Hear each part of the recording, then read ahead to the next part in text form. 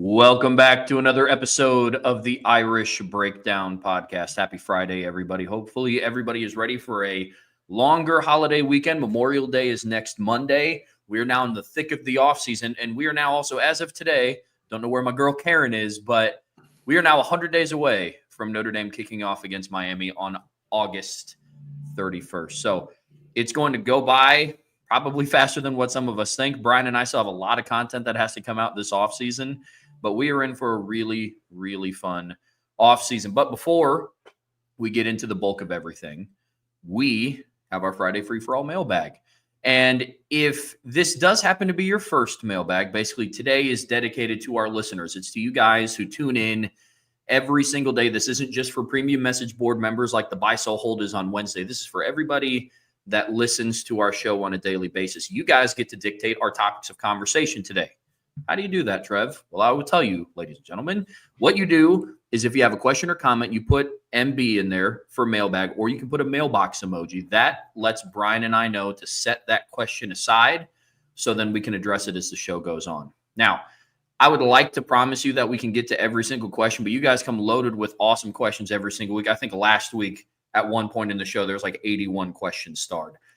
Fortunately, there's just not enough time in the day. So if you want to get your question answered, for sure, we always appreciate a super chat. Those get bumped up to the top.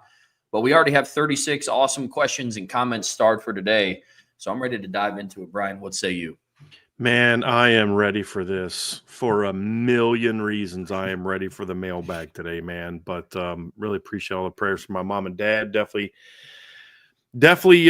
please continue keeping them in their prayers. We got some interesting news today about my dad. I think this accident ended up being a blessing in disguise because of some things that they have discovered while running tests on him.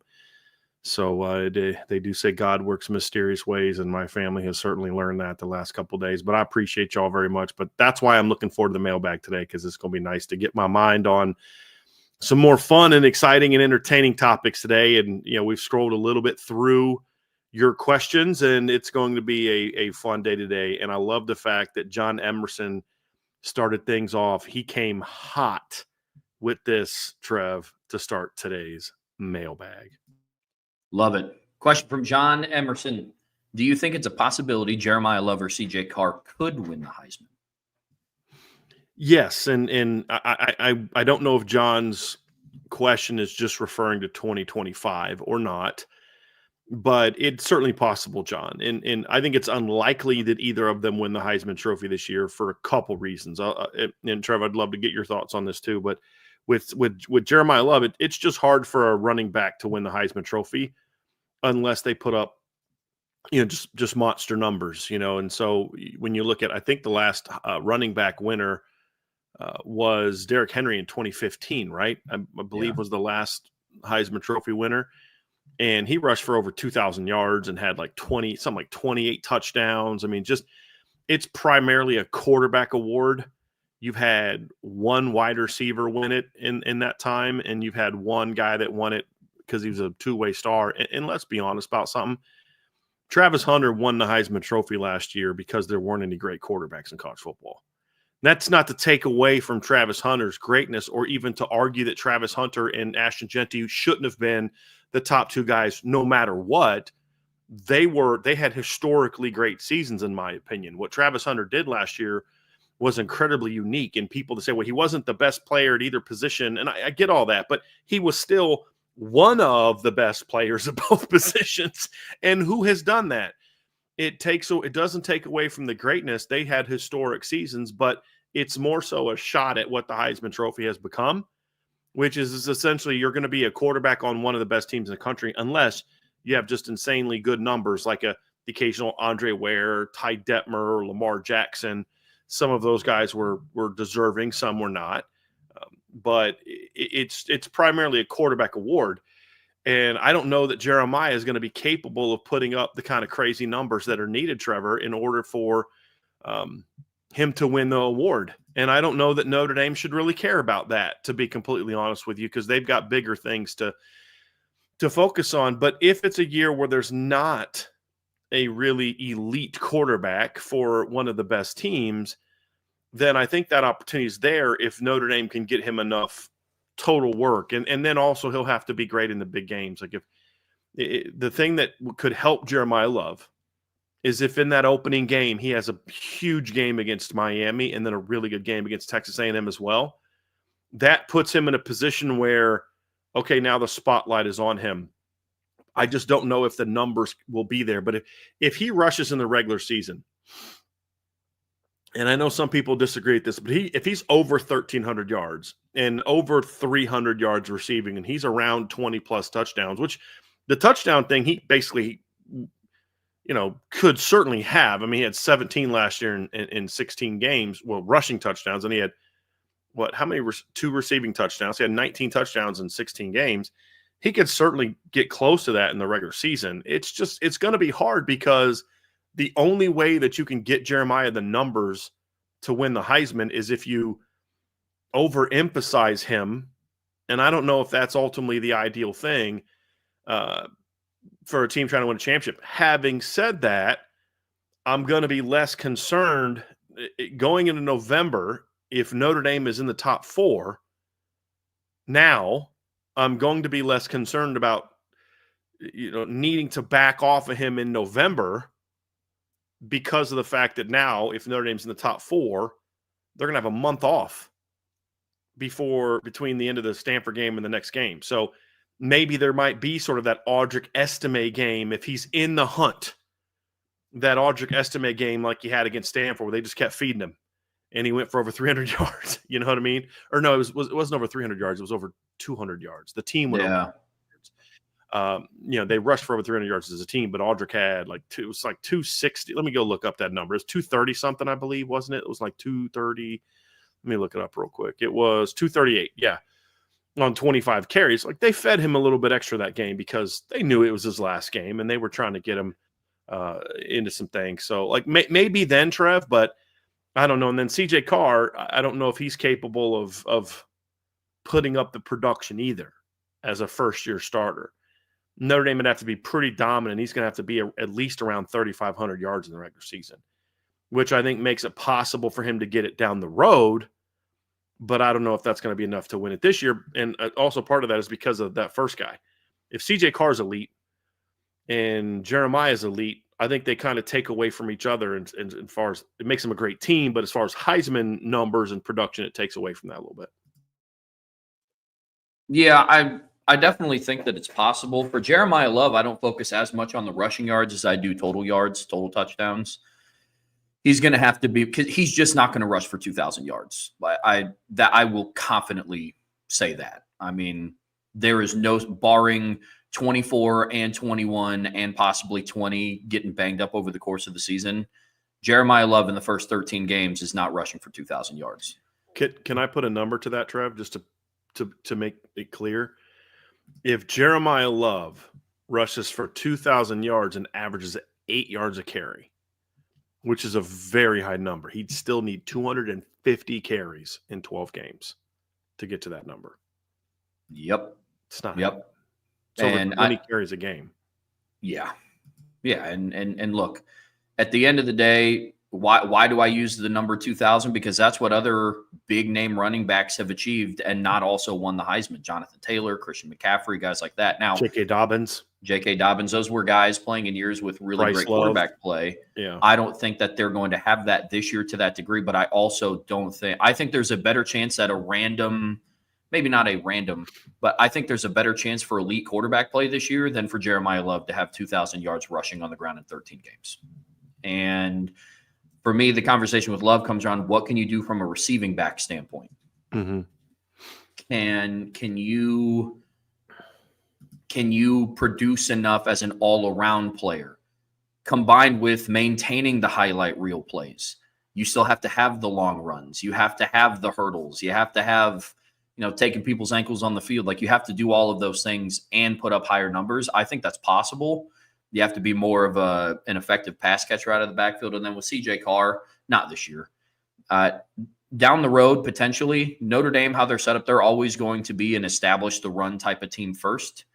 And so that will always be interesting to monitor what passing numbers at the end of the year look like. But if Notre Dame continues to have the success that we project them to have, I think he'll always be around the conversation. Going into the 2026 season, I think you'll start to hear CJ Carr's name floated around there quite a bit.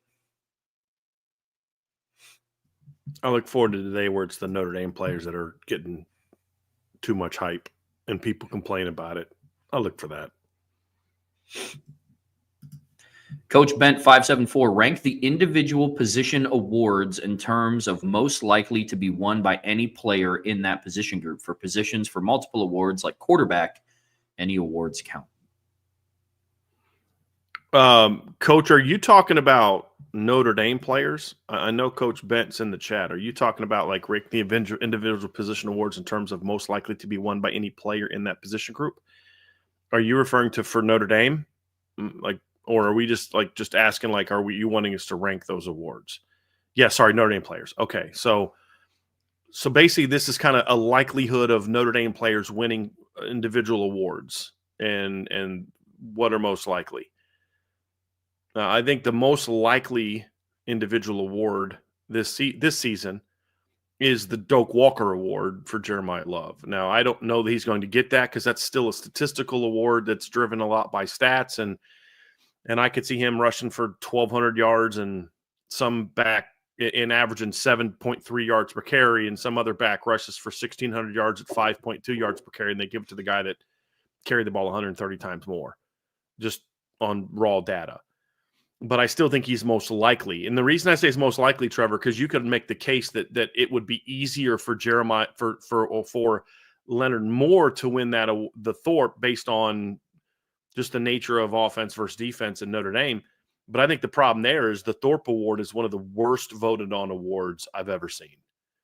Like, the just constantly getting that wrong is just, some of them, it's like, you think you know who it's going to be. It's going to be this guy or this guy. And then it ends up being like, who the freaking heck is that? So like Xavier Watts wins the Defensive Player of the Year award in 2023, yet the Thorpe Award goes to Trey Taylor from Air Force. 2022, Trey Tomlinson wins the award. In 2021, Kobe Bryant won the award despite being a teammate that season of Sauce Gardner. Like, he wasn't even the best DB on their team that season. It just, some of the stuff, Trev, that we've seen from these award folks is just kind of nuts. But there's no award that's worse than the Thorpe Award when it comes to handing out winners. Like, think about this. In the last 5 years, TCU has had 2 different guys win the Thorpe Award. Think about that. You know all the great DBs Ohio State has produced in the last 15 years? Yeah. You know the last time Ohio State had a guy win the Thorpe Award? 2008. Wow. 2008. Yeah. So Wow. it's a ridiculous award. So that's the only reason I'm skeptical of Leonard Moore winning it, is because if Xavier Watts couldn't have won it the year he had 7 interceptions, picked off the reigning Heisman Trophy winner twice, and then recovered a fumble and returned for a touchdown in that game, led the nation in interception, was named a unanimous All-American, and also won the Nagurski Award as the Defensive Player of the Year, and couldn't win the Thorpe Award behind a guy from Air Force. I don't even think Xavier was a finalist that year, if I remember correctly. Was he even finalist for the Thorpe Award? That was going to be my argument, is it's not even the winners. It's the finalist lists are just garbage. Like, I don't think he was a finalist for the Thorpe Award in 23. Or am I wrong on that? Who are the finalists for the 2023 Thorpe Award? So, but there's been some years where it's like, I have no idea what they're talking about. Yeah, he wasn't a finalist. It was Cooper DeJean from Iowa, Malachi Starks from Georgia, and Trey Taylor from Air Force. Xavier Watts, the Defensive Player of the Year, unanimous All-American, wasn't even a finalist for the Thorpe Award. So it is really one of the dumbest awards out there. I don't know who votes for that, but I'm pretty sure none of those guys know anything about football. Nothing about it. They're just like, oh, who had the most, it's insane. Outside of that, Trevor, I don't know a lot of individual awards that Notre Dame guys are going to have a shot to win this year. I mean, I'd like to say Butkus Award is potentially one where maybe a Drake Bowen or somebody like that wins it. But as we said, we think the rotation is going to be such that it's going to be hard for a Notre Dame linebacker to accumulate just the production that would needed to win that. It's going to just be hard because that's another award that's a lot of it's about production, and I don't know that he'll produce enough. I don't know that Eli Raridan is going to have enough opportunities, or if he's known enough coming into the season to have a shot to win that award. And I don't know that who's the lineman that is, going to compete for the other award. I could see, I think probably the next best option is some offensive lineman has a monster year and is a contender for like the would be the Outland, right? Something like that. Maybe Ashton Craig has a big year and Notre Dame has a great O-line. He could win the Remington. I could see like the O-line being next in line after that. But I don't know that I think, again, I've said this before, I think part of what makes Notre Dame so good this year is that the sum is really, really good. It's not that I believe the sum is better than the individual parts. That tends to mean you're not super talented, but you got a lot of pretty good players. I think Notre Dame has elite players. I just think they're so deep that you can't justify not playing more guys when your goal is beyond just winning awards and stats. Your goal is you're trying to win a national championship. So what's the reason to play Drake Bowen at 90+% of the snaps? What's the justification for that other than we're just trying to get him to get numbers, right? The goal is to keep him healthy and keep your defense elite and then have him healthy for the playoffs. So why not play Kingston a chunk of those snaps type of thing and then also let him playing Will? It just doesn't make sense to do that. Could they go out there this year and say our offense is going to be 100% built around Jeremiah Love and he's going to rush for 1,800 yards? Could he do that? Absolutely he could do that. Why? What's the point? Other than just we're trying to win him the Doak Award. Yeah. Maxwell Awards in contention for potential Jeremiah Love too. Let's see what else. I mean, there's also the Bronco Nagurski Award that Watts won. So there's a lot of different. Possibly, yeah. A lot of different ones. Yeah. I did pull up Trey Taylor's stats from the year that he won it, and it's pretty funny. It's 74 total tackles, 4 passes defended, a half a sack, no forced fumbles, 3 picks, 1 touchdown. Yeah. The year that he won the Jim Thorpe Award. Yeah. So. And Xavier Watts wasn't even a finalist. No. And it's not like Xavier Watts had his big game like in the last game of the year. Like you remember, the year Harrison Smith had 7 picks, and 3 of them came in the bowl game. I mean, he was great all year, but like the numbers were influenced by the bowl game. It wasn't even like that. I mean, oh my goodness, it's so dumb. But yeah, I mean, it's just the whole thing, Trev, is silly. I mean, his last of his 7 interceptions came on November 4th. And if you remember, that was against Clemson, and he picked it off and ran it back to the 1-yard line to set up a Notre Dame score. Mm-hmm. All 7 of his interceptions led to Notre Dame scores, and all but 1 of those was a touchdown. And on top of that, he also then had a touchdown of his own in 2023. And to your point, Xavier Watts had 52 tackles, 3 tackles for loss, a half a sack, 4 breakups, and 7 picks. So, I mean, so that guy won it because of what? He had more tackles in the Mountain West. So it's silly. Yep.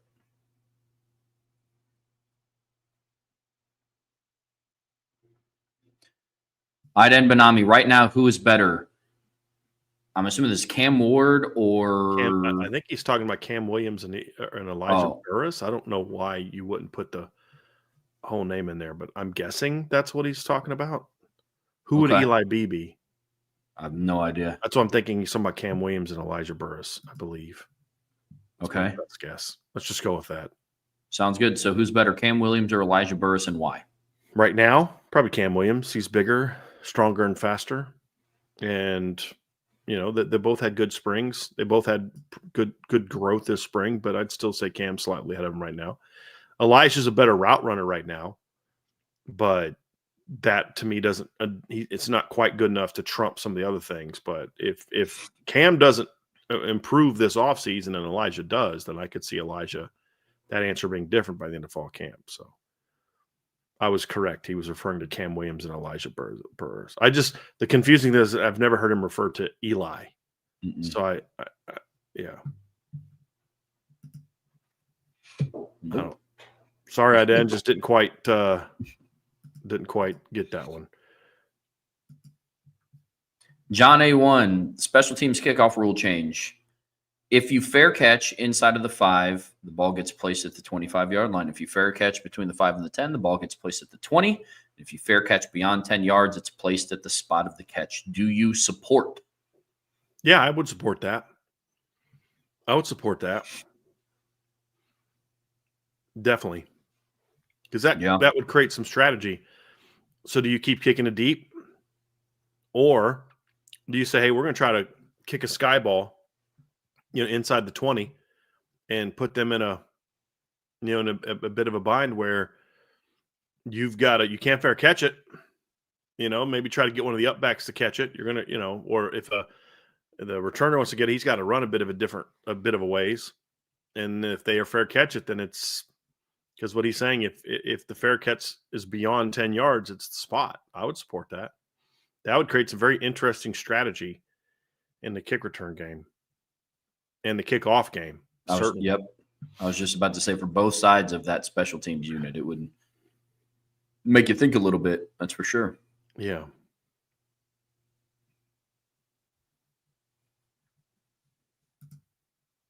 Brandon Gilbert, what are the possibilities of UCLA replacing USC should the Trojans end the series? Could any of the other California or Arizona teams replace USC and just play the game at SoFi Stadium?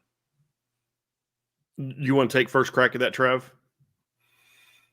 Sure. What are the possibilities? Decent. I mean, I understand the wanting to get back out onto the West Coast presence. I think Notre Dame is going to have a West Coast presence, whether they play out there annually or not. But I wouldn't do it, and this is just me personally, I wouldn't do it at the detriment of playing a team that it just doesn't make sense for you to play, just to say, hey, we went out and played on the West Coast. I would rather it be a rotation of teams, not just, okay, well, USC's gone, UCLA, let's play every single year. I would rather, maybe you do home and homes with a UCLA, then a home and home with a Cal, and then you do a neutral site with a West Coast team or something. You schedule like a Shamrock series out there. But I don't think the burden would then fall on just one team to be like, okay, you are now the new USC. That's what I would do, because it's just not going to live up to the magnitude of what that game was. I don't think it's going to be as big of an impact as what that game was. So, yeah, that's where I'm at with that one. Couple things. Number one is if you're playing UCLA, Brandon, and I like where your head's at because I do understand the desire to get onto the West Coast from a recruiting standpoint. I don't think it's as necessary maybe as some other people do. I'm of the belief, Trevor, after I watched Alabama get whoever they wanted out of California the last decade, including some stud quarterbacks. If you're good enough, you'll get kids from wherever you want to recruit. Yeah. Michigan's star defensive tackle this past year, where'd he come from? Mason Graham. Where'd he come from? He's from California. When was the last time Michigan played a game on the West Coast prior to his arrival? Now, they played in the Rose Bowl recently, and they'll play out in USC this year, but like prior to that Rose Bowl, he was already on that team. He was a stud on that team. Win enough and you'll get there. So if USC leaves, if I'm going to and we're going to do a schedule show, we should probably do this soon, Trev, actually, since this USC stuff is still fresh. Maybe let's talk about doing it next week. Let me just make a note of this. I want to do a show, and it's a for fun show where we kind of talk about like how do we think Notre Dame should put its schedule together, and with the realities of the ACC. Like, there's no point in getting into a hypothetical, what if the UAC, because it does exist. It's meant to be a real conversation, but it's meant to be fun.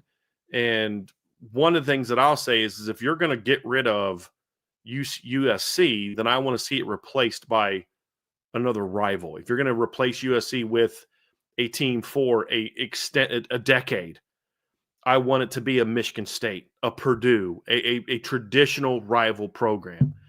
I just think Notre Dame has enough of the rivals already gone from its schedule that I don't want to see another one gone and then you replace it with some random team or some random alternating schedule with a bunch of teams you have no history. So my answer to Brandon's question is kind of twofold. Is the direct replacement for USC would be either a rival. If it was up to me, I'd just say, hey, Michigan State, we've already got you on the schedule for a couple games. Let's just make it permanent for the next 10 years. See what they say. And if they said no, then I'd then go down to Purdue and see if they wanted to do it. However, you then have to say, okay, but now let's talk about, do we want to get on the West Coast as one of the games we have remaining in all these years? I would say of the next 10 years, you say from 26 to 36, okay, we're going to have this 10-year schedule with Michigan State. They said, yes, cool. Well, we've got these extra games you got to schedule. So I would say let's try to get out west and play some of those teams. And UCLA would certainly be on that list. I actually would say, if in a 10-year period, if I was going to have 4 straight years of UCLA or 2 years of UCLA here and then 2 years of UCLA there, they would be the team I would be okay playing the most. And then you maybe play, 2 games against, Arizona or Arizona State, play 2 games against Cal, maybe, you're going to have a couple games against Stanford, in the part of the ACC schedule. You maybe play Washington a couple times, which is a West Coast school, a school that Notre Dame has some history with, not a ton, but some history with. I'd be totally fine with that. I wouldn't play at SoFi, to be honest with you, against some of those teams. I wouldn't mind playing Cal in Las Vegas, but again, the whole point of playing those teams is to be out west. The advantage of playing those teams is to be out west. SoFi, is that where San Francisco plays? No, SoFi is where the Rams and the Chargers play. That's so that's in LA. So that would be okay for me. I don't, especially when I'm playing Cal, because I don't know, Notre Dame doesn't do great in Northern California. Their success is more in Southern California.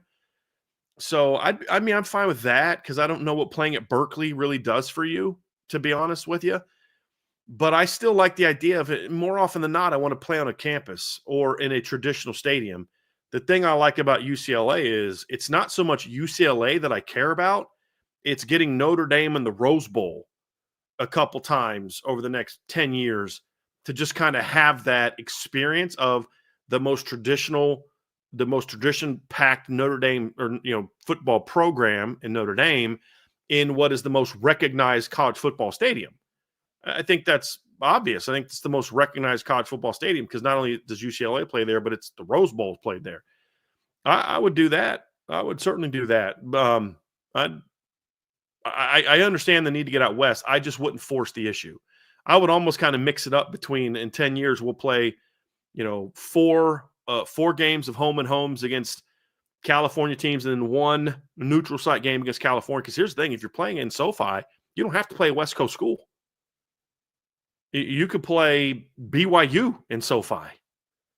It doesn't have to be Cal or a West Coast school. You just got to be there. It's like when Notre Dame played Washington State and Army in Texas. It doesn't matter. They're there to see you, not that other team.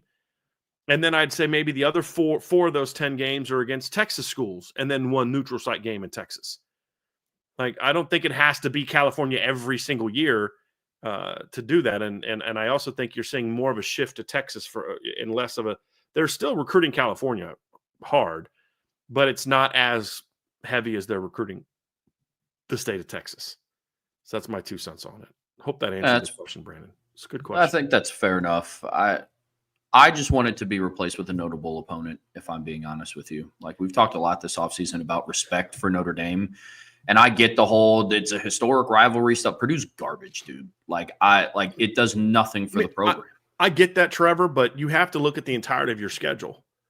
And you start adding all these big-time programs on your schedule, and then we're crying about how are you supposed to win it when you're playing Alabama 1 week, Texas the next week, Ohio State the next week, Oregon the next week. I get that, but I'm not find the in-between Ohio State and Purdue. Right. That's my point. Purdue's garbage now.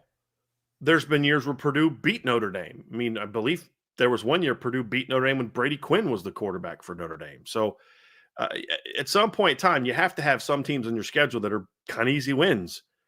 And I also think there's an advantage to having some games where you don't have to pay so much money to travel to that game. I mean, I think those things all factor into it. And that's why I say, like, you need to have rivals on your schedule. And if you get rid of USC, then it's down to what? Navy is the only traditional rival that's left on your schedule. And I don't think playing Michigan, we can have that debate again, but we'll have that another time. And I'd rather have that another time. But I don't want to add Michigan back to the schedule. And so that's why I say a Michigan State, a Purdue, and then you can fill, because like the thing about the good opponent, Trevor, is you don't know scheduling 5-6 years from now who's going to be good. And so unless you're just going to go with a series of, okay, our opener every year is going to be an open date that we just get a team on a neutral field every year, it's going to be very hard to figure out who's good. And even then, okay, so in 2022, we're like, no, or 2023, and it's like, okay, cool. We want to get Florida State on our schedule next year because they were really good this year, and it'll be a great marquee game, and we'll play them down in Orlando, and it'll be this and it'll be that, and then boom, they're 2-10. You know, I mean, like, it's so hard nowadays to really know who's going to be good and who's not going to be good. You know, Purdue could go hire their version of Kurt Cignetti, and all of a sudden, wow, Purdue's good again. And now we're stuck playing, you know, Texas, and Sarkisian left for the NFL, and they hired some knucklehead who's driven them back into the ground where they were for the 20 years prior. You don't know the answer to that. And that's why I say is, like, you have those traditional teams on there, and you can figure the other stuff out. You know, because like you said, you're going to have Clemson on there. You've got 2029. You've already got Clemson, Florida State, Texas, Alabama. I mean, you know, we're going to want a Purdue on that schedule in 2029. So I think there's other ways to still have your traditional rivals on there, but still making sure you're playing tough teams. Because in 1988, I mean, Michigan was really good that year, but the Purdue wasn't good. Michigan State wasn't good. Navy wasn't good. Stanford wasn't good. So where did they get their other tough game? Miami. So, I mean, you can find ways to make that work. Right? And like I said, Purdue's not my number one choice. Michigan State is. And they've been pretty garbage recently too, but they've been pretty good recently as well. And I just think Notre Dame and Michigan State have played in a lot better games in my lifetime than Notre Dame and Purdue have. So I just want it to be a rival. That's my big thing. This is also only includes, Trev, if USC jumps off the schedule. Sure. It's not like, hey, USC decided to stay. Let's also go add Purdue. I'd still try to add Michigan State, to be honest with you. I just think that's a more reputable program. Because I'm somewhat sympathetic to what you're saying is like, dude, you can't keep adding all these rivals who suck. I mean, I get that. Because even when Navy's good, you don't get any credit for beating Navy. Nope. Unfortunately, no. Yeah. What were you getting ready to add, Trev? No, you answered the question for me when you were explaining. Which part was that? Well, I was just going to ask, like, when you said Michigan State's more reputable, I was going to ask, like, are you talking USC or Purdue? But then you said Purdue. I would still take Michigan State. Yeah, it was more compared to Purdue. This is with the argument of if USC drops Notre Dame, because my number one desire is that USC never comes off the schedule. Oh, 100%. That's my number one desire. 100%. And you say, hey, Brian, you can get Purdue and Michigan State on your schedule every year, but you got to take USC off. I'm like, sorry, Purdue. Sorry, Michigan State. Pass. There's nothing I'm sacrificing to keep, like there's no sacrifice I'm willing to make that includes USC coming off the schedule. And now, again, that doesn't mean that I'm going to let USC bully me into playing them whenever they want to. Well, we're going to make the home opener every year. Take a walk. Like, I'm not doing that. Like, if you want to play the same week every year, cool. Let's make it the last game of the regular season, like every other historical rival like that. Stonador, did Notre Dame win themselves into a more preferable playoff format? It seems to me that the push for straight seeding might not happen if the number 2 seed SEC champs don't get beat in the second round. I think the seeds for that had already been planted before the second round. Like, I think we started hearing that crying happen after the Notre Dame beat Indiana. So to your question, I think Notre Dame played a role in it, but I don't think it was a situation, Trev. And you be curious what you think about this. Notre Dame doesn't go beat Indiana the way they did, and then people who were perfectly content with the way that the seeding had gone then started crying about it. I think people looked at the set schedule and were like, why is Boise State and Arizona State getting buys? I think that had more to do with it than – and then those teams being in is why, Bama's out and Ole Miss is out, which would happen anyway in straight seeding because they're still going to give the automatic bids to the top 5 conference champions. But I think it began with the being upset that Boise and Arizona State got buys. Then when Notre Dame went out and beat Indiana the way they did, and Indiana being a nobody, then that just fed the beast. If Notre Dame would have played Bama and beaten Bama just as convincingly, we wouldn't be having the same conversation.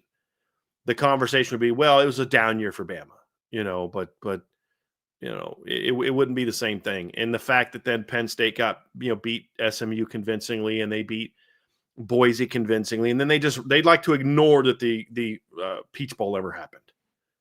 Like, you ever notice that they don't ever talk about how Arizona State took Texas to overtime in the Peach Bowl? They just ignore like that game never happened in their minds. It's Boise and it's SMU and it's Indiana. It's like, are we just going to ignore that Tennessee got blown out and Oregon got blown out and Texas needed overtime to beat Arizona State? Clemson got blown out. Are we just going to ignore those games?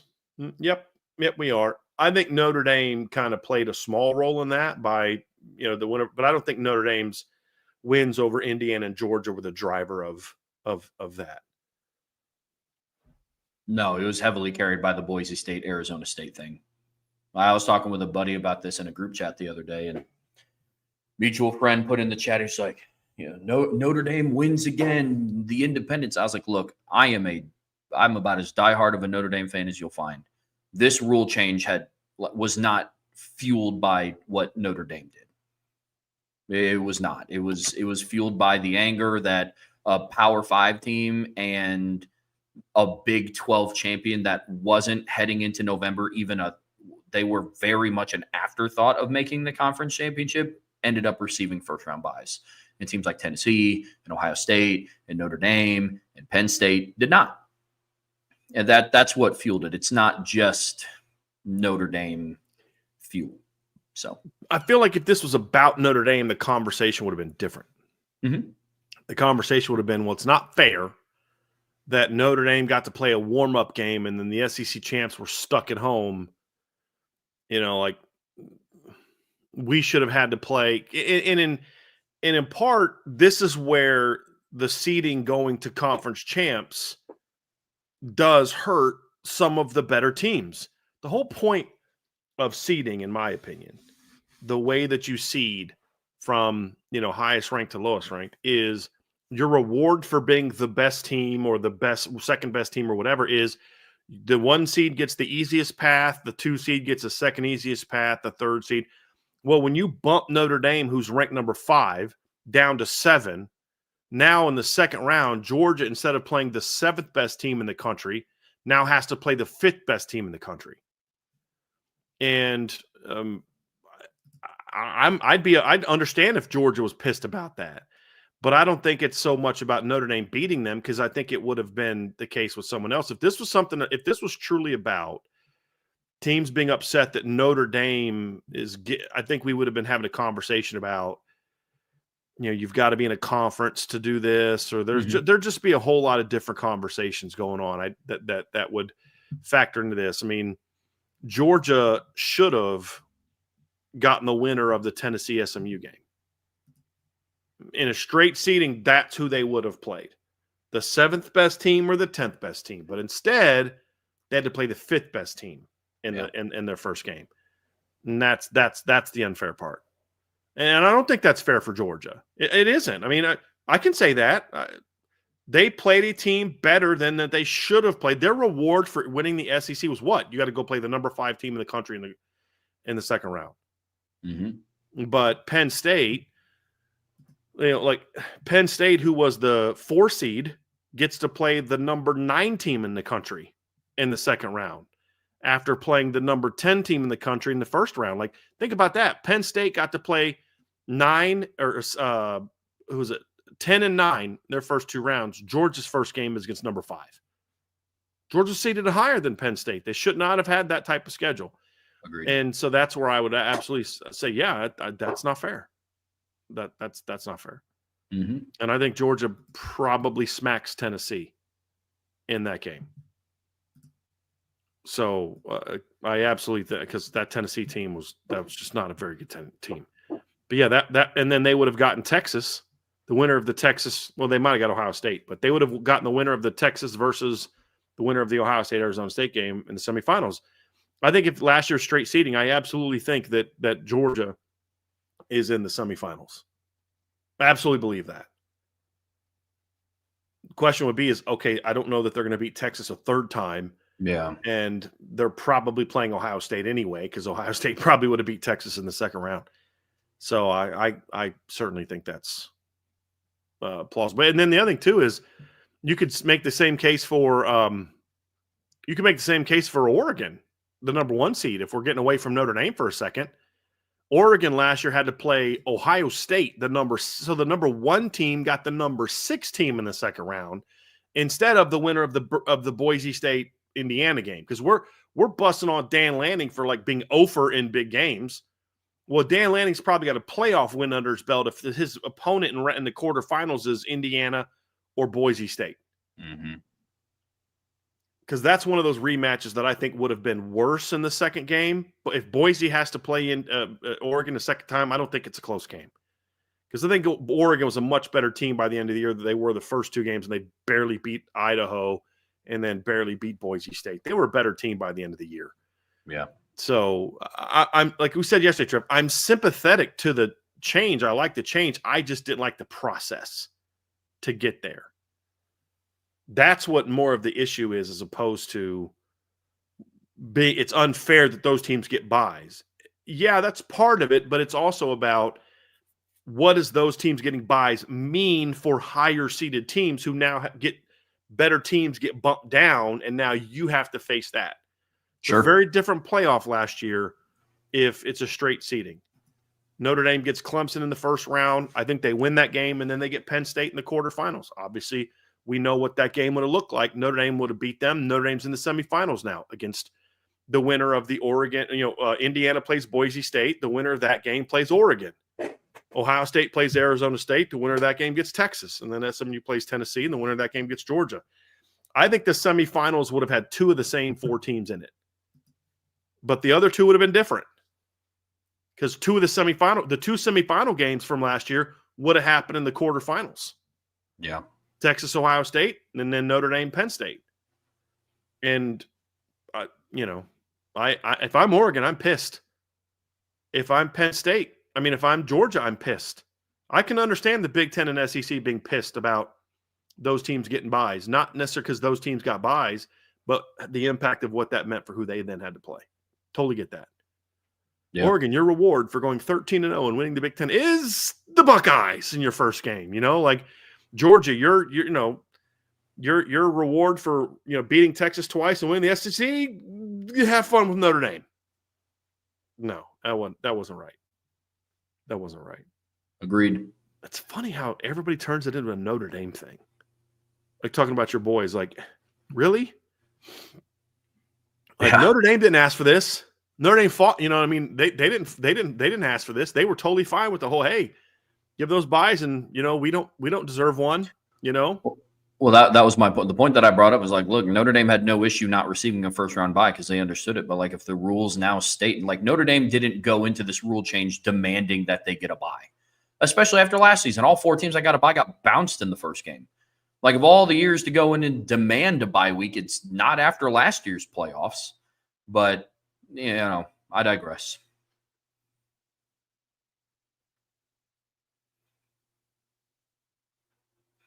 A. Regan, with CJ Carr switching his number to 13, could you see that number becoming a tradition, like LSU with number 7 being passed down? No, CJ Carr switches number to 13 because that's what number he was in high school. Yep. So it wasn't like, hey, I want to be like Riley Leonard. I want to be the next.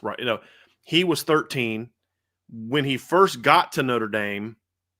I think they gave him like 17. I think he was 17. Remember that winter, yeah, where he was an early enrollee, And then, of course, they switched to did he switch? Was he 13 last spring?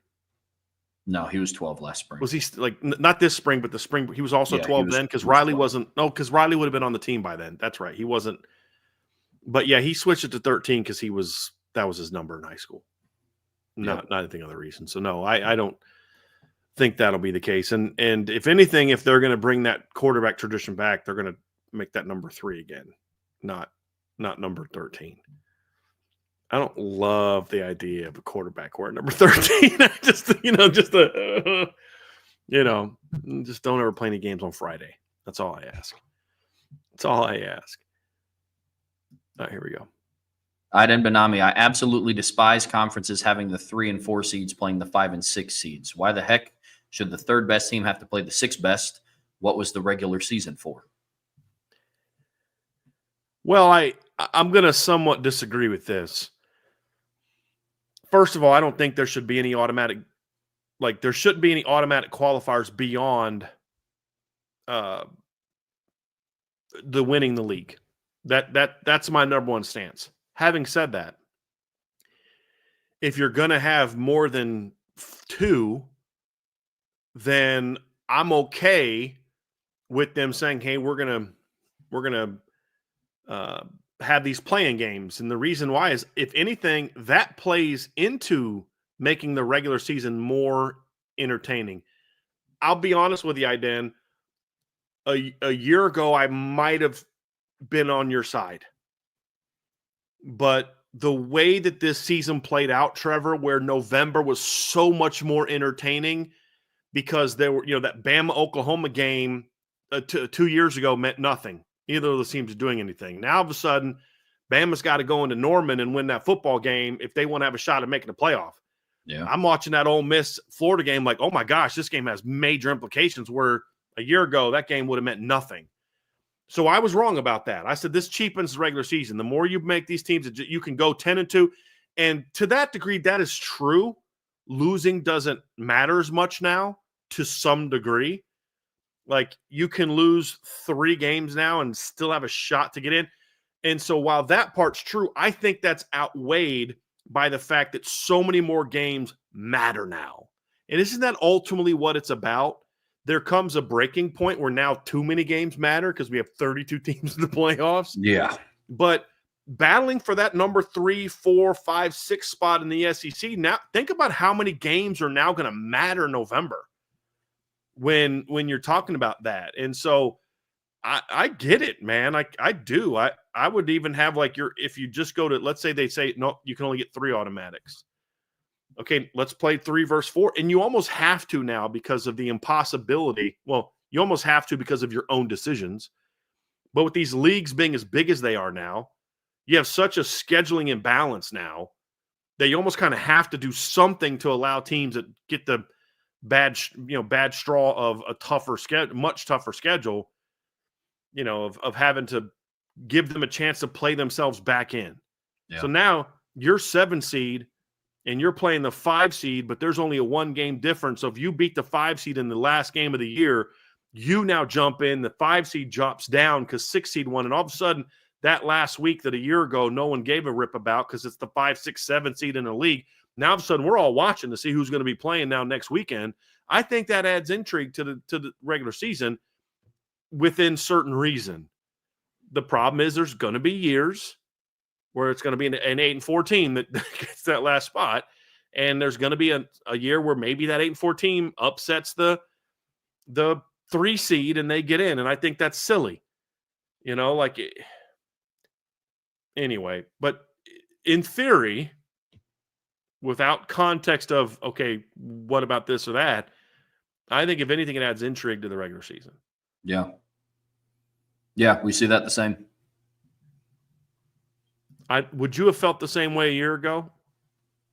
Yeah, I was always a fan of the expanded playoffs. I didn't have any issues with it when it came up. I was one of the people that said, this makes it more interesting because now more teams are going to be fighting for playoff spots. So organically, regular season will just have to mean more. So your only issue was you wanted expanded. You just didn't want 12 or 16. You wanted 8. Isn't that what you said yesterday? No, I wanted 12. Okay. Yeah. Mm-hmm.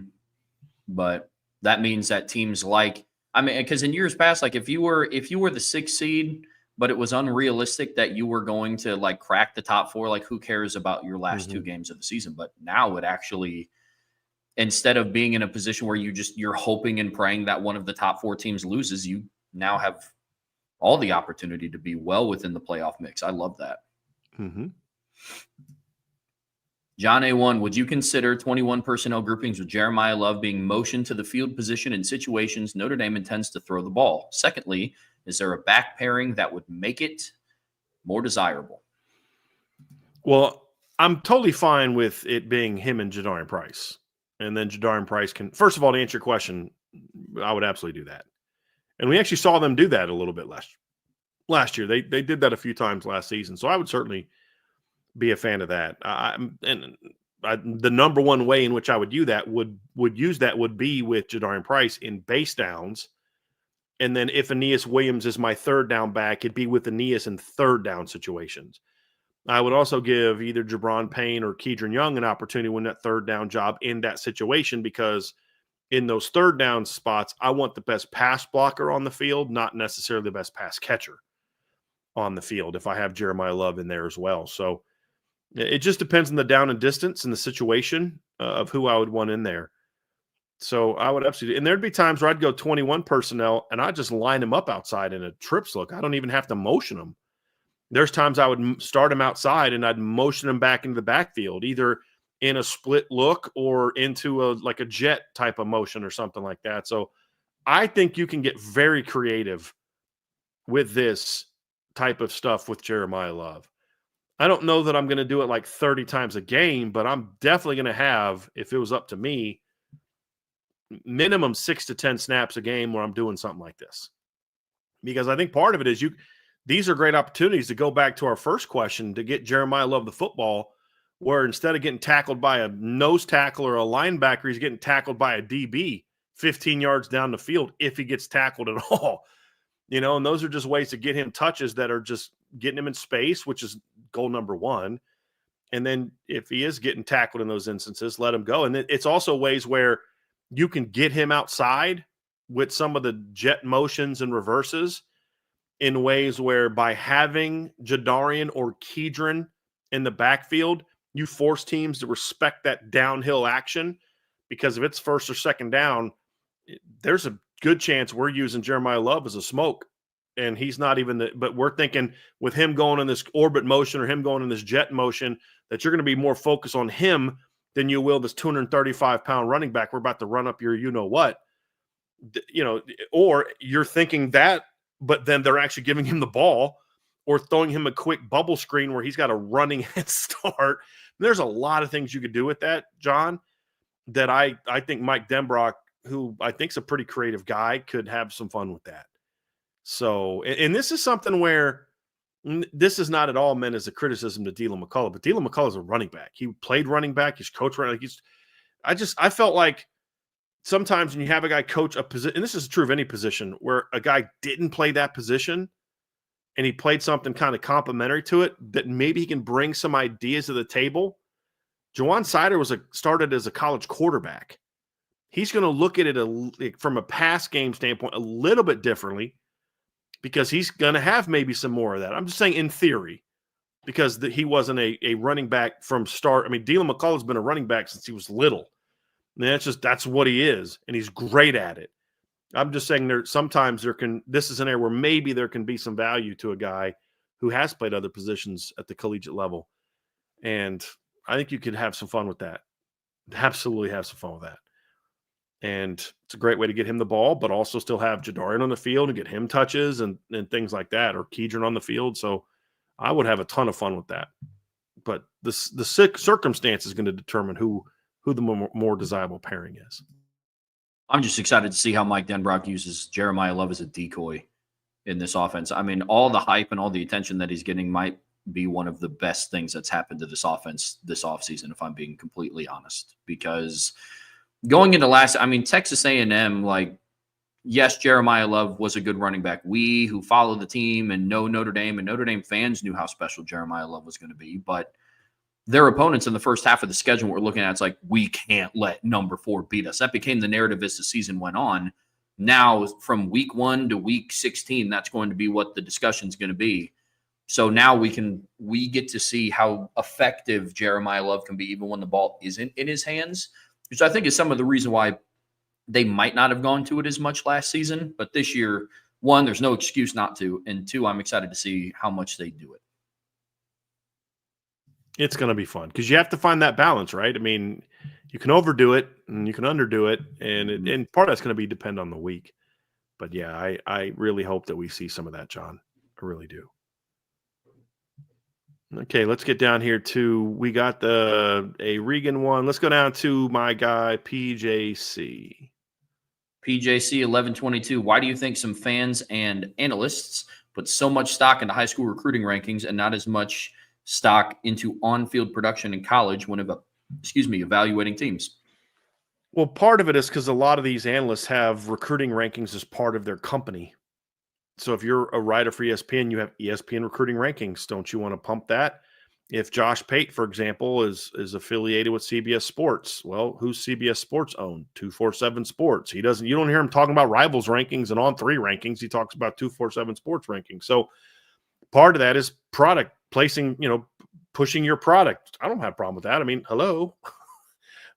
we do product pushing as well, but I think that's part of it. I think the other part of it is, how do you discuss a team that's got 5 new starters and you don't know how any of those guys are going to play in the offseason when you're having a year-round sports conversation if you don't talk about what you thought they were coming out of high school. So to a degree, I understand it.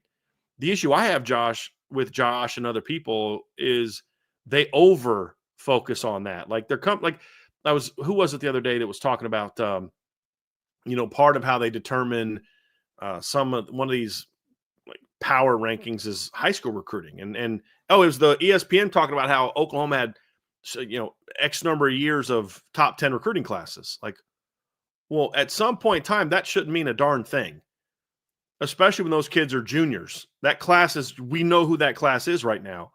I'm fine if people aren't ready to necessarily buy into the fact that Notre Dame's 2024 class was way better than people think. They should start to get a little bit of a hint because they're like, well, we saw some of that class last year making plays. I mean, we saw Leonard Moore making plays. We saw Aeneas Williams making plays. They had Anthony Knapp at left tackle. Well, 3 of the 4 dudes I just mentioned, including Bryce Young, were not very highly ranked. Not that Aeneas was a 3-star. I mean, everybody has a 4-star. I think one company had him ranked in the top 150. So, I mean, it's not like he was a bum. On3 had Anthony Knapp in the top 200. They liked Anthony Knapp more than everybody else. But Leonard, nobody other than Rivals thought anything of Leonard Moore, and they even had him ranked too low. You start to get a sense like maybe Notre Dame knows a little bit of something about this recruiting thing. And that's where the whole using recruiting rankings is flawed. And why I say they overhype teams like Alabama and Georgia relative to other teams. And here's the example that I give. And I've pointed this, I did this one time 3-4 years ago where I took there was 10 kids in a Bama class. And these sites like 247 and Rivals show the rankings history of a player. And so you can go back and you can see this kid, one time a kid was ranked 185. And it's I'll just use random dates to make an example. They do a May ranking and he was ranked 185. Commits to Bama in June. In the July ranking, no camps, nothing. He's up to 75. And the thing is, well, yeah, we're going to give Bama guys a bump because Bama has a track record of this. I'm like, that's totally fair. That's not my problem. But Bama recruiting that guy made it obvious to you that you missed on your evaluation. You don't only miss on your evaluations with Alabama. If that kid would have signed with Kentucky, you'd have kept him at 185, but he was still a top 75 player if we're saying Bama was right and he was that. That's my issue.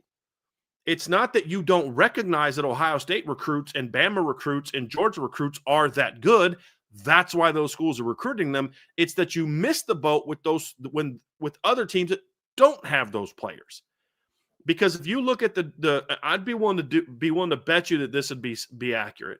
I bet if somebody did a study on how many top 50 players go to Bama, Ohio State, and Georgia, that NFL top 50 NFL draft picks, those teams are going to tend to have a higher percentage of those type of players, but that won't match the number of high school recruits they land that are in the top 50.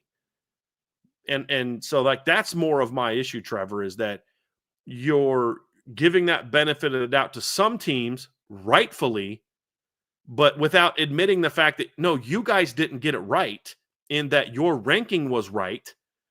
Bama then recruited the kid you had ranked appropriately. You adjust your rankings based on where these kids go.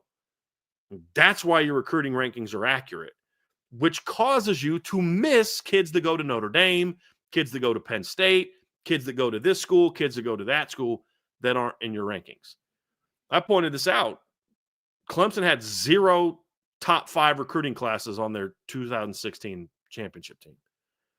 And the only recruiting class they had in the top 5, I actually don't think they had a top 5 recruiting class as part of the 18 team either, except maybe that class that was freshman that year, I think, is the only one. So I look at it like that, Trev, and I think that's where you make the mistake of focusing on recruiting rankings and why that continues to cause you to miss on certain teams.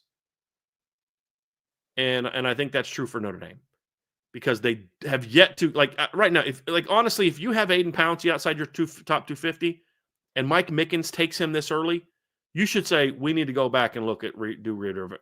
Do you think they're doing that? No. If Ohio State or LSU took a kid this early and you didn't have him ranked real high, you don't think they're going to reevaluate that kid? I know they will. And that's my issue with focusing too much on that. The other final thing, Trev, it comes a point in time where once a kid's past his sophomore year, that should not matter. Once a kid's past his sophomore year and hasn't played yet, once the kid plays, it's like you got to be able to admit that you didn't think that you were wrong on that kid. Yeah, I mean, when people use recruiting rankings now to evaluate teams, like I see a lot of it in the post-spring rankings, like, oh, this is, now the 2023 class that was the, insert number here, ranked class in the country, they're all juniors now. It's like, yeah, that's fine and dandy. To me, this answer is very simple. It's because it's the easiest route to take. What's easier, going and pulling up On 3 Rivals, 247 or ESPN and looking at and counting either 1 through 5 stars, or popping in film and watching what they do on the field and how they perform every down as a blocker or as a pass catcher, as a runner, as a defender in coverage? I mean, it's a lot easier to pull up just the raw numbers and then draw the super difficult conclusion yourself. It's like, maybe this team's pretty good. Look at how many stars they have. Or you go and you look at the film. One route's just super easy. And unfortunately, there's a lot of major outlets that take the super lazy route. And that's fine. Like if you want to do that, then you can continue to do that. But then don't be surprised when teams like a Notre Dame, who you consistently rank out of your top 7 in recruiting classes nationally, consistently make postseason runs. And that's, again, we've had conversations this entire offseason about just this endless cycle that Notre Dame is in. And it's, I wonder how Notre Dame keeps making it this far without having a top 5 recruiting class every year. It must be because Marcus Freeman is the best coach in the history of football. Oh, well, then where are you going to put him in your rankings? Behind Dan Lanning. But he's still very good. Same mistake with Brian Kelly. Yeah. Not that Brian Kelly didn't do a good job with some of the teams that he landed. It's the point that they just always assumed that Brian Kelly was bringing in these 3 stars and turning them into great players, when in reality, no, you just misevaluated that kid. There's 2 examples I point to a lot. And I said, listen, if Harrison Smith was coming out of Atlanta or Miami or Dallas or LA and not some little Catholic school in Tennessee, Knoxville, Tennessee, I said this coming out of high school. I said he'd have been a top 50 player. I said that all the way back then. I loved Harrison Smith coming out. And I said the same thing about Drew Tranquil. I said Drew Tranquil was not from Fort Wayne, Indiana, and some little high school that nationalists had never heard of. And if he was from Atlanta or Miami or Orlando or Dallas or a state like that, he would have been a top 100 recruit. Well, Drew Tranquil played like a top 100 recruit. He was the number 130 overall pick. Well, you got to think about that. The draft is made up of minimum 2 classes every year, sometimes 3. So if you're getting drafted number 130 overall, you were a top 100 caliber player. but he wasn't ranked that high. And it's not because he was white or whatever else. It's because there's plenty of kids that look like him that are ranked high as safeties or linebackers.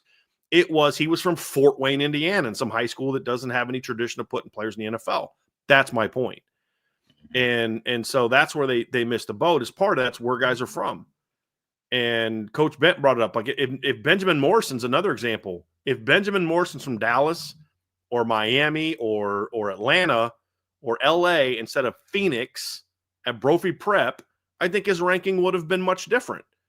Or if he'd have gone to a bunch of camps, that's the other problem that I have too. Well, we didn't see this kid. I had somebody say this to me. Why didn't you have Jadon Blair ranked higher? Well, none of us saw him in person. Well, there comes a point in time where if you can't watch film and realize that kid's a top 100 player, then you need to find something else to do because you're not good at this. There's some kids that are obvious. Other kids are harder to see. That's why we all miss on guys. But some guys are like, dude, if you watch that guy and you didn't realize he was really good, you need to find something different to do with your career because this whole evaluating thing it's not for you. It's not for you at all. Good stuff today. You guys are asking some great questions today. Rabid Wombats, do you think Southern teams will or should start scheduling late season games with teams up north to prepare for possible first round playoff matchups in cold weather? You know, I don't know how much that really helps, to be honest with you, Trevor. I don't. I think it's really just about making your team mentally tough throughout the course of a season. And if you have great leadership and you're mentally tough, then those things aren't going to affect you. I just don't think that they will. You could go up there and just, here's what I would rather do is just, if your game's on a Saturday, for example, let's just say hypothetically you're playing a postseason game on a Saturday, and I know they usually don't. I'd say, hey, we're just going to budget to get up there on Tuesday or Wednesday and just have a couple days where we do walkthroughs or we do a Thursday practice in the cold and just have big guys. Look, you're fine. See, you're okay. Yeah, you're cold. It's fine. But once you get running, once you get going, I think that's the biggest thing is letting, young people know, experience it in the cold. So that way, hey, once you get moving, you're okay. I'd have like a really active Thursday practice and just we're running around and guys that are playing like, guys, how do you feel? Right. I'd say, hey, how do you feel right now? Feel great, coach. Are you cold? And guys in the sideline are like, heck yes, coach. But no, the guys in the field, are you cold? No, I'm good. Feel good, coach. Exactly. Get it out of your head. Once the game starts and once you get going and all that, you're going to be fine. I think that makes more sense than trying to have to schedule a team up north in the, randomly, because then you got, okay, who are we going to get this year up north? Who are we going to get that year up north? Just build your team to be tough and physically tough. And then alter your travel schedule as best you can the week going in. That's what I would do. Yeah. I mean, it's for a game. I mean, like in the first round potential matchup, maybe you go and you play up north, maybe. But I mean, I don't think you have to alter your regular season schedule for that. Yeah. Notre Dame goes down and plays in Miami. Yeah. And Marcus Freeman isn't going to have them practicing in snow pants and a hoodie to prepare for how hot they're going to be that day. Right. It's weather. You deal with it. Like, it's the same thing. Like, that'd be like saying, hey, we should probably have at least one game every single year in Seattle in case we play in the rain. Like, just don't need to, man. Yeah. Here's imagine if Clemson would have done that last year. Hey, we want to play Notre Dame up north in November because we want to be ready to. And then what happens? They get shipped to Texas. It's like two teams had to go up north for the playoff and play in the cold. Two, SMU and Tennessee.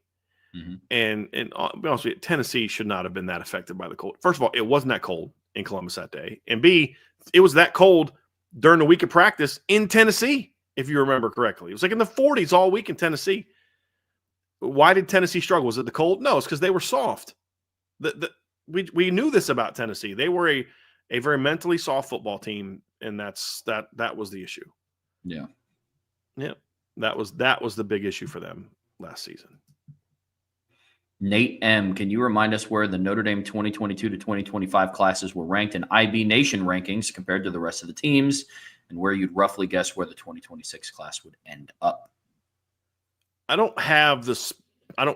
have the specific rankings if they were third or fifth or whatever, but I can tell you that 2022 class I felt was like a top 10-ish caliber class. The 23 class was a borderline top 5 class in my opinion, and that class was loaded. It's Jeremiah Love. You had Jaden Greathouse, Braylon James. You had Cooper Flanagan was a good player that we talked about. Like, this kid could play DN for you.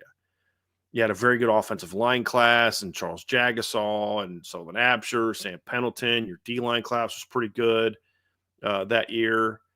You had Boubacar. You had Armel Mukam. You had Drake Bowen. You had Jaden Osbury. You had Christian Gray, Adon Shul. Like, that was a great class. The 24 class might have been better coming out of high school because it was better at a couple key positions. I think you had maybe some individually better players at certain positions. Like Jeremiah Love was better than either of the 2024 running backs, but you had 2 dudes in the 24 class. You had CJ Carr. Your receiving class was not quite as good as the year before, but you had one individual player that had a chance to be better, at least how I ranked them coming out, Cam Williams. You were better at tight end in the 23 class. Your 23 and 24 O-line classes were similar. Maybe 23 was slightly better, but you had Gerby Lambert in the 24 class. Your 24 defensive line class was outstanding as well. Bryce Young, Logan Thomas, Sean Sevillano, Cole Mullins, who I liked a lot. Your 24 linebacker class was very good with Kingston and Bodie Cahoon. You had Leonard Moore at corner. You had Carson Hobbs at corner. You had Bronte Johnson. So, like, they were both easy top 5 classes to me. And I think so far they look to be that.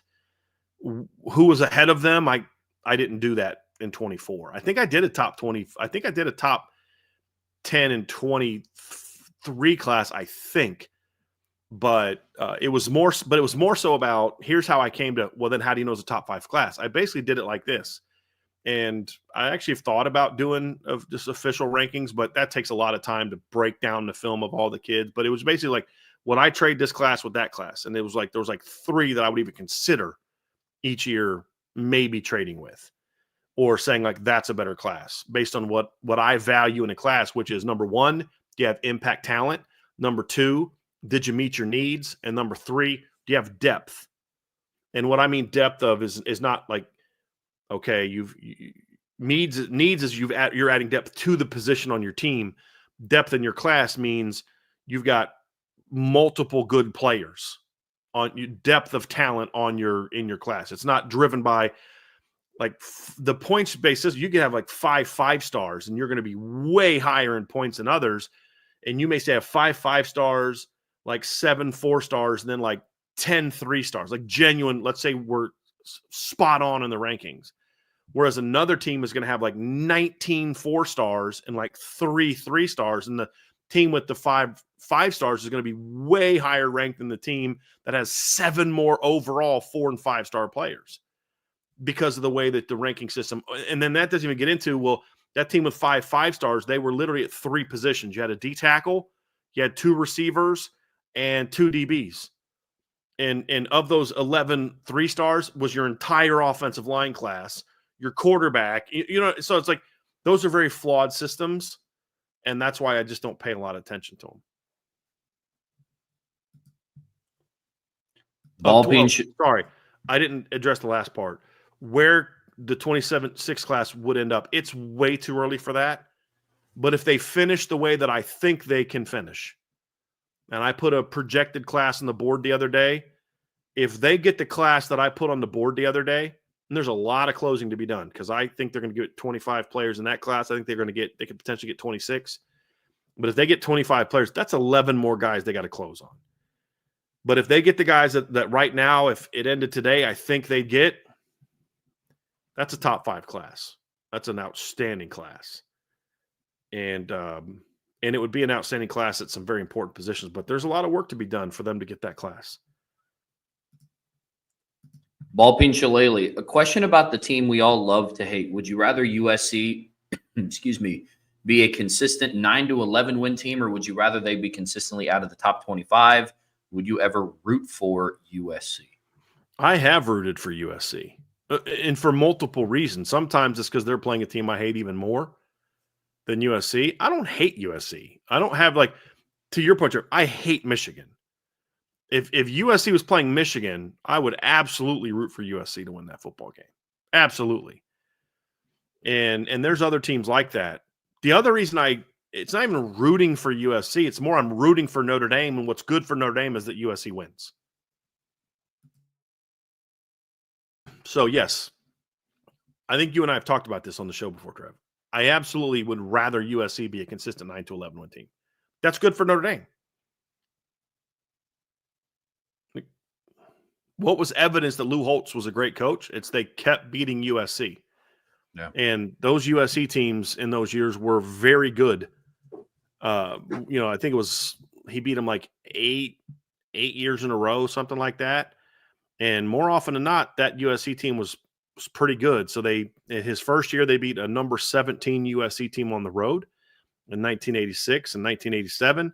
USC was unranked. In 1988, they beat number 2 USC on the road. In 1989, they beat number 9 USC at home. In 1990, they beat number 18 USC on the road. In 1991, USC was unranked. They beat them at home. In 1992, they beat number 19 USC on the road. In 1993, USC was unranked. It's funny, a lot of the years that Notre Dame beat USC and they were unranked were home games. But USC, when they beat them on the road, they were ranked. They tied number 17 USC in 1994, a year when Notre Dame went 6-5-1.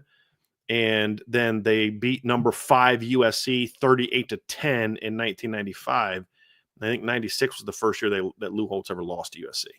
Number 10 Notre Dame lost to an unranked USC team in 1996. That was the last year of Lou Holtz's tenure. Then the next year, Bob Davie took over. So, part of the success was it's not that you just beat USC, you beat some really good USC teams. And that adds to how great he was. And so, yes, I think it's definitely better for Notre Dame. Like, it's better for Michigan if they beat Ohio State when they're good. It's better for Ohio State to beat Michigan when they're good. For 2 reasons. One is it benefits your team. That's the practical reason. It's better for your resume to go into the postseason. And then the other reason why is it just hurts more to the other team's opponent, fans. Like, if let's say USC this year is like, what do they play? What do we say, Trev? 6 games before they play Notre Dame? Let's say they're 1-5 coming to that game. They're not going to care about that game. But yeah, we suck. Of course you beat us. Who cares? But imagine that they beat USC when, let's say they play the 26 game. Just say they play that game. And USC's 11-0. Notre Dame goes out there and beats them last game of the year. It's going to sting a lot more than if USC's 1-10 and Lincoln Riley's been fired. This doesn't hurt as much. Yeah. What made the Michigan win over Ohio State a few years ago so good? Not that it broke the rival, but it's also a really good Ohio State team. And didn't they knock Ohio State out of the playoffs with that win in 21? 21, yes. So, yeah. I would say that is that adds a little bit to that win, don't you think? Is when it stings more. Yeah, Ohio State was number 3 when Michigan beat them in 2021. Yep. I think it hurts more. Oh, I agree. And I do hate USC. And I want them to be ranked and relevant whenever Notre Dame plays them. Or else they start to fall to the wayside and become some of like other Notre Dame rivalries where to us, to Notre Dame, is like, it's a rivalry. And it's like, yeah, but they're bad. Right. Like, and who cares that you beat them? But we beat a rival. Your view on Purdue is evidence of that because you're young. You just turned 28 years old. It's your birthday week. I can't think of a time like Drew. You were born when? 1997, right? Mm-hmm. So you were literally a baby when Drew Brees was playing at Purdue. Mm-hmm. You have no recollection of how good some of those Purdue teams were. None. Drew Brees' last year was at Purdue was in 2000. You were 2. People that are older than me are like, dude, I remember when Notre Dame was beating a top 5 Purdue team. I think it was one of the years that Eric Parsegian lost to Purdue. One of those years, Purdue was like, I think it ended up being like a top 5 team in one of those years. So let's see here. Wasn't that year? There was a year. Let me find it. I'll find it. His second year, 1965. Notre Dame finished that year 7-2-1. They finished the year ranked 9th. They lost to number 1 Michigan State, tied Miami, and lost at number 6 Purdue. So, like, that was in 1966, the year that Notre Dame won the championship. Notre Dame that season beat number 7 Purdue. I told you the other day, Trev, they gave up 38 points that season. 14 of those points were to Purdue. That's back when they were putting out. Bob Greasy played quarterback at Purdue, and back then, so you're going to have a very different opinion of Purdue if you're they lost in 1967 to number 10 Purdue. If you're an older fan and you kind of have they lost in 1968 to number 1 Purdue, you're going to have a very different opinion of the Purdue rivalry than you do, because literally Purdue's been pretty bad since you've been born. And by the time you were old enough to really, I would imagine, have a recollection of football, Notre Dame's pretty much dominated that rivalry outside of like 07, 03 and 04. You were what, 5? Those years they lost back-to-back games to Purdue. Do you remember those games? No, the only thing that I remember was the only loss I can remember Notre Dame ever having to Purdue is 2007. Right, exactly, and that's literally the last time they lost to Purdue. So I completely understand why you have that opinion. Totally get it. And but it's like, it's no fun beating up on a team that sucks. It just isn't. Eventually, the novelty starts to wear off of, like, this is what Notre Dame has done to USC since 2010, which I still love, will always still love. But also, it's like, okay, like, this team is kind of just bad, and the years that they've beaten Notre Dame has also kind of been not great, So it's not like that, the magnitude of, every single time Notre Dame and USC played, it's not 2005. Right. And now it's kind of, the 2 years that Notre Dame had to go out, and I guess technically now the 3 years that Notre Dame had to go out to the Coliseum and kind of seal their bid and to get into the postseason, USC didn't have 7 wins in any of those 3 games. Yeah, right, exactly. So for someone my age who remembers beating a good USC team, but also remembers some of the heartache out in USC, I don't care like how bad USC is when they get out there. We haven't got to that point yet. And I think USC's had a couple of those games, like 22. I was at the 14 game where it's like, when you experience a 49-14 beatdown in person, you don't care how bad they are the next time you beat them at your place. But it makes it fun. It makes it fun. It really does. But I like beating a team. And the only reason I don't feel that way about Navy is because that rivalry is not built on what happened on the football field per se. It's more about the bigger picture aspects. So, like, actually, Notre Dame on-field rivalry has been more back and forth with Army in its history than it has been with Navy. So, because, Army was a far more dominant program than Navy was, mainly because of the 40s, what happened in the 40s. But yeah,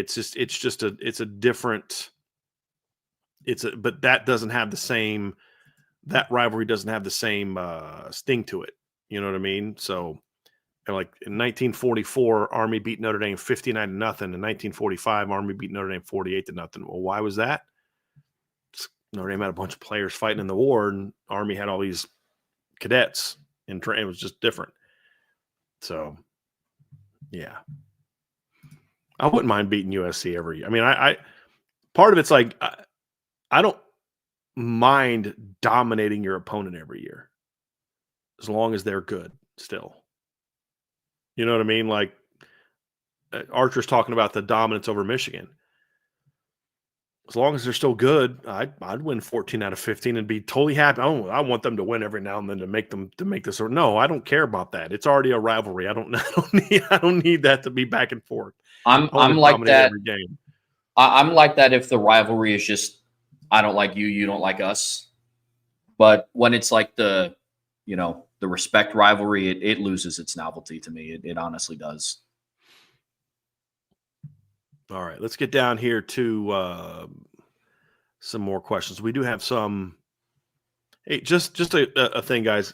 I'm not going to answer any questions in a forum like this about is this guy a take, is that guy a take. Those are definitely behind a paywall questions. So just there's a couple of those that I'm not answering. I just wanted to kind of address those a little bit. But let's get to some more here. Aden Benami, are you okay with the SEC playing 8 games? Heard they might go to 9. Personally, I do think they play overall a harder schedule than most. I don't blame them. I feel like this question got asked last week and we answered it. At least I answered it. Did you speak on this one, Trevor? Mm-hmm. Okay. Aden Benami, love how most of the national media is roasting and toasting USC, especially Lincoln Riley this week. Keep it coming. Yeah, I was there's a couple people that didn't have that view. Somebody sent me a tweet the other day of a guy that covers Georgia that was back in USC, and it was one of the most unhinged, emotional rants I've ever seen in my life. And it had no basis in like actual football.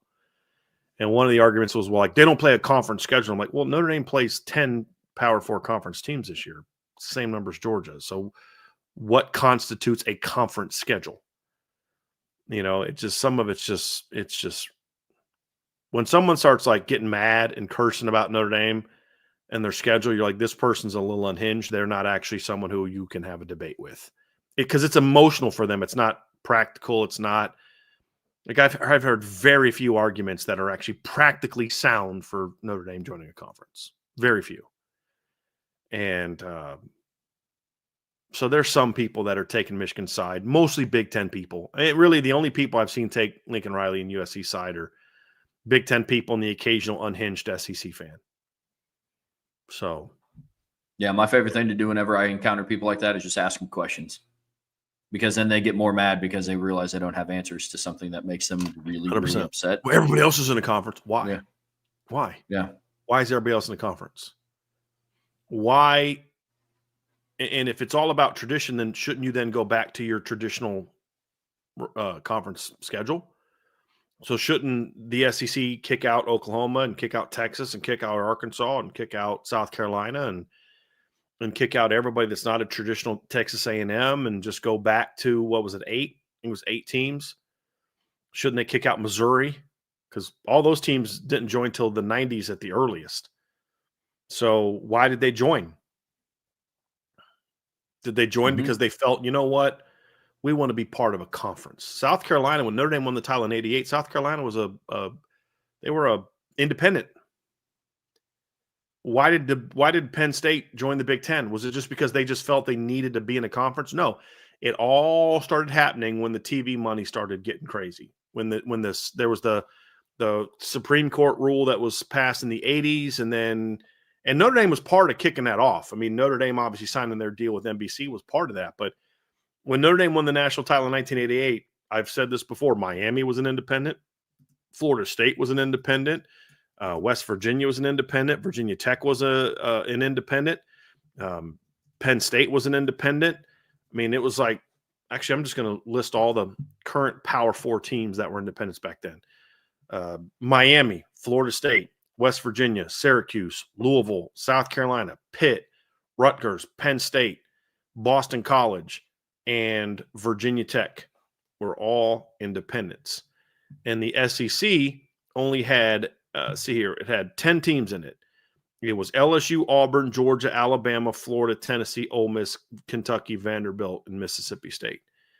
Arkansas was in the Southwest Conference. Texas A&M was in the Southwest Conference. Texas was in the Southwest Conference.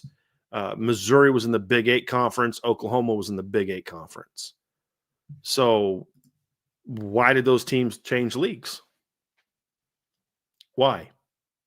Why did any of those teams change leagues? Why did the Southwest Conference lose teams? Why did the Big 8 lose teams? Why did teams leave being independent?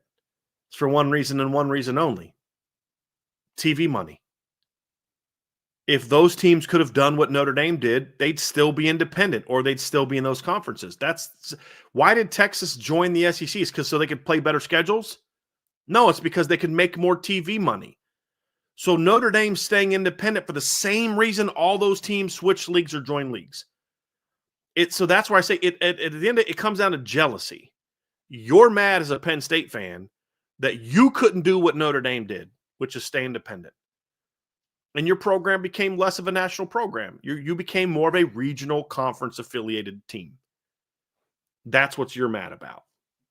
What I think is the best about those conversations, the same people that scream from the rooftops that Notre Dame needs to join a conference because they have an unfair advantage are also the people who are like, Notre Dame hasn't won a national championship since '88. It's been 182,572 seconds since Notre Dame has won, just whatever metric they can use to make it the biggest number possible. And it's like, okay, so then tell me where the unfair advantage comes in. Yep. If Notre Dame has gone that long without winning a natty, where's the benefit of being independent? Well, it's just because you guys suck. And it's like, okay, so then if Notre Dame sucks, why would you want them in your conference? Wouldn't that then in theory drag down your conference? Well, it's just, it's like, okay. Like, don't just go based off of what your dad and what your grandfather told you about Notre Dame being independent. Right. Like, figure out why Notre Dame is independent, and then you'll understand why.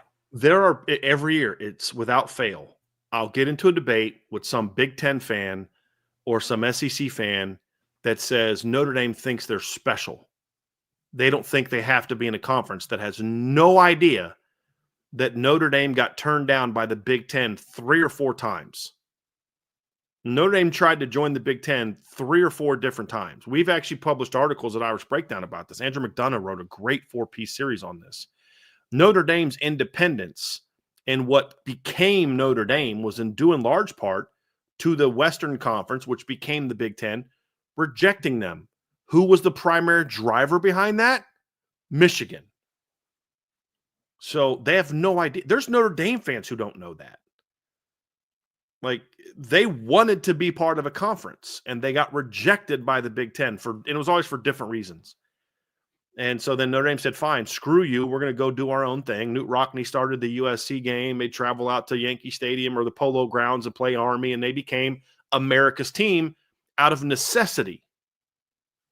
And then now that it worked and they won and they've been great at it, they want to say, oh, that's not fair. Well, it's your fault. You created this monster. Like, it's your fault. If Notre Dame had their way from the very beginning, they'd currently be a Big Ten team. Yep. Oh, well. John A1, if Blake Hebert makes a similar jump to Steve Angeli did after 1 year under Coach Gaduli, is he primarily backup in 2026? Could he pressure whoever the 26 starter will be between CJ and Kenny? No, I don't. I don't think so. No, I don't necessarily think that Steve Angeli made that big of a jump. I mean, that kind of I think he can make a bigger jump than Steve Angeli did because I think he's a much more talented quarterback than Steve Angeli. I think right now, unless the starter this year really struggles and the other guy still leaves, then, like, let's say CJ starts and really struggles and Kenny still transfers for some reason. Like, if CJ struggles, I don't know why Kenny would leave. I mean, go battle him. Then most likely he's the backup in 26. And at that point in time, it's, as long as CJ or Kenny, whoever starts, plays well, Blake's going to be the backup. It's more about grooming him to be the next one in line is really what the emphasis here too, which is why, they want to redshirt him so bad, because they want to create more distance between him and CJ and Kenny. So, yeah, I think it's more of he's the next in line guy if someone gets injured or somebody doesn't perform, as opposed to a true challenger to those guys. Now, could Blake Hebert make enough of a physical jump and mental jump to say we're like, dude, this guy's too good not to let them battle? Sure, it's possible, but I just think whoever starts this year is going to be really good, and I don't think it's going to be allowed to be that. Agreed. We'll see.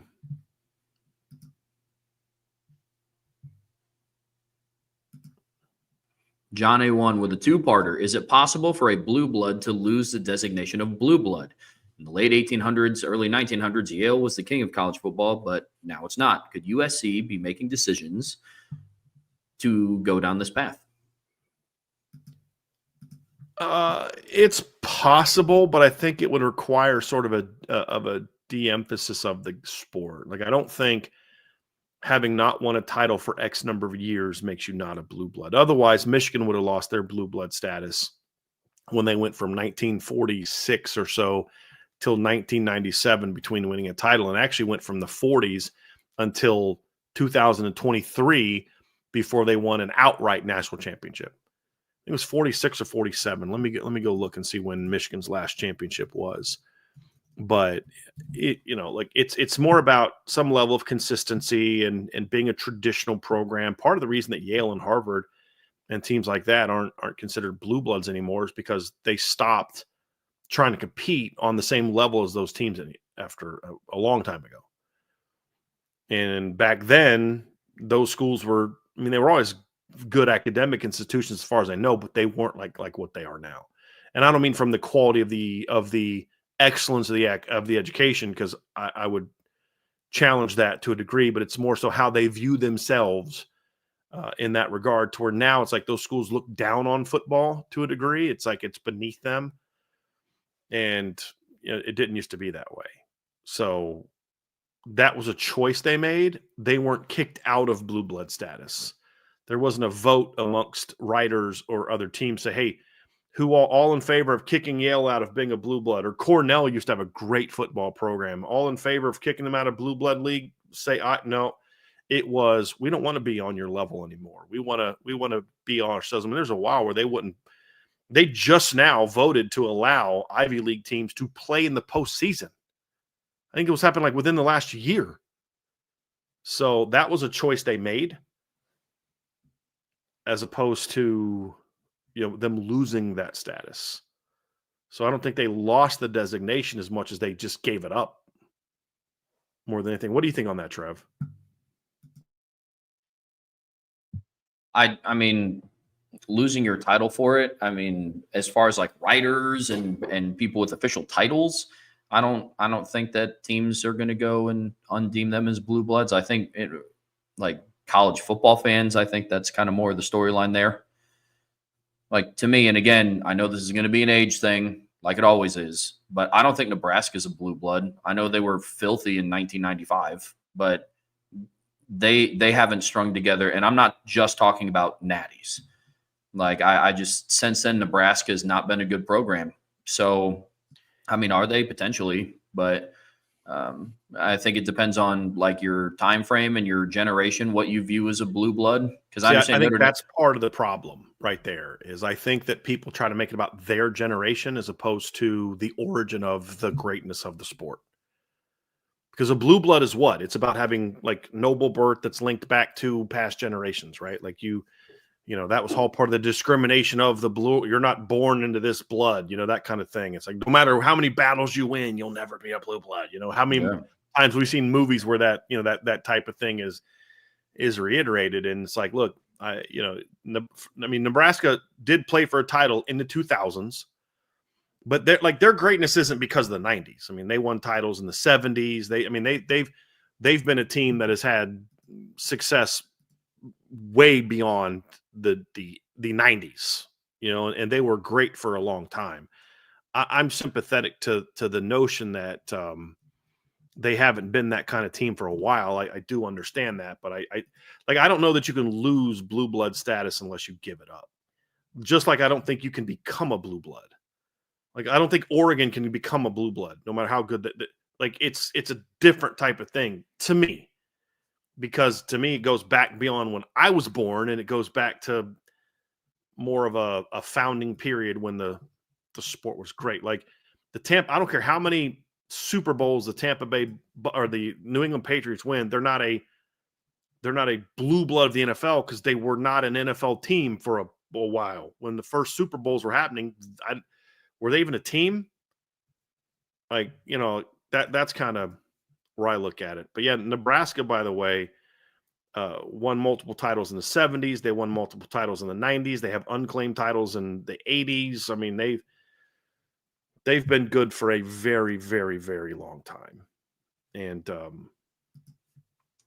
that's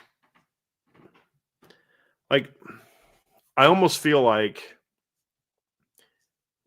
for the conversation about who's the best teams the last 20 years, we should not even use the word blue blood because it's a different thing. It's about who's the best team of this generation as opposed to a blue blood, just because of what I think that word means. And this conversation happens every time we talk about blue bloods. It comes into this type of thing because I think people define it based on their generation, and the entire premise of a blue blood goes beyond our generation. And that's what I think. It's almost like, okay, how do you lose it? Well, I renounce my throne.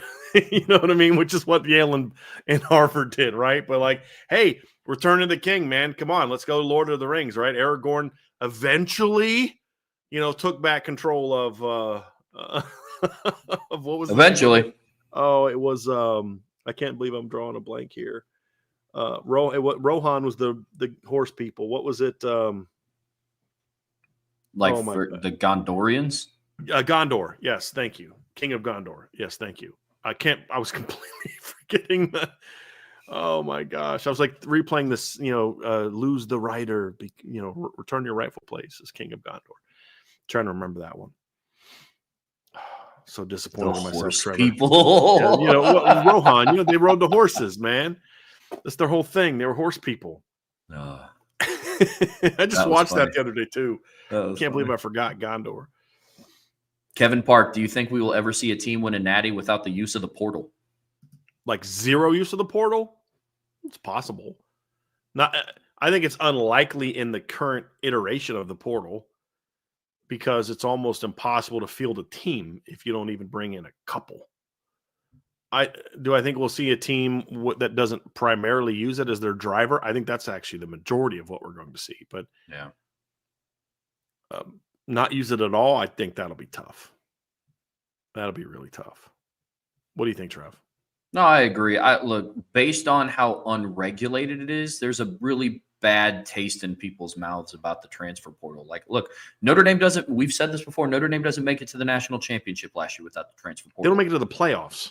No. Without the portal last year, Trevor. No, Ohio State. Could they have? Maybe. But, I mean, you're talking about a team that was still very good at its foundation, same like Notre Dame.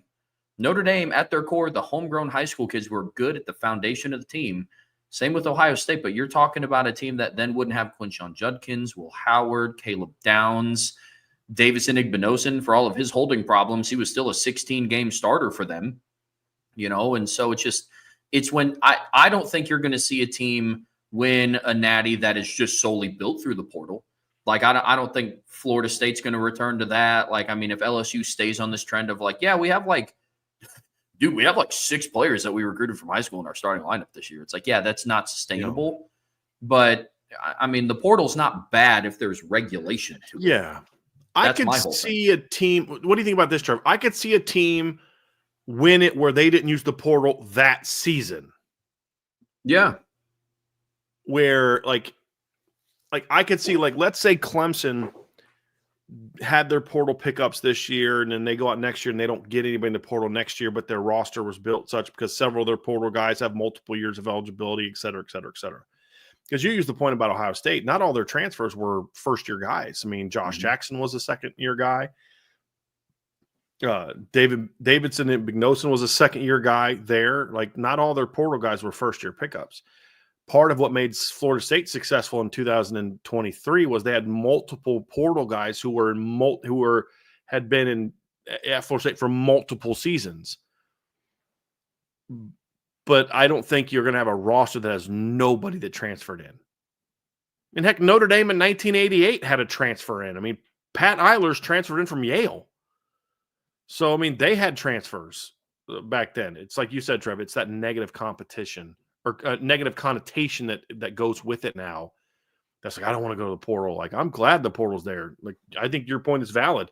Notre Dame is probably not a playoff team last year if it's not for the portal. Take Riley Leonard, Bo Collins, Chris Mitchell, Jane Harrison, RJ Oben, Jordan Clark off your football team last year. I don't know how good Notre Dame is. Are they good? Yeah, they're a good team, but they're not a playoff team last year if they don't have Riley Leonard and if they don't have the guys that they picked up. I don't think they are. To your point, they definitely don't make a run to the national championship game. Nope.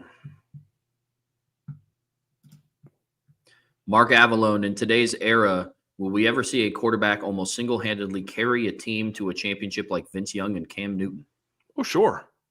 I mean, if Notre Dame makes a couple more stops on defense in the first half, Notre Dame might have had that last year to a degree. But, I mean, look, Vince Young carried that team at Texas, but they had like 8 guys get drafted in the first round off that team.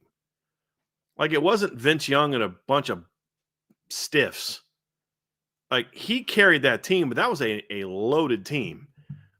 We talk a lot about Auburn and, Cam Newton carrying the team, and he absolutely carried that team, but it wasn't like he went to a team that had a bunch of just very mediocre players and like no NFL talent on it. And then all of a sudden Cam Newton comes out there and, turns into a monster. They had Nick Fairley on that team in 2010. He was a first-round draft pick. They had several guys on the team that are good football players. Would they have been a championship team if you put anybody other than Cam Newton on that team? Probably not. So, like, he carried them, but, like, it's not like John Elway taking the Broncos to 3 Super Bowls with, honestly, a team that just was not that good.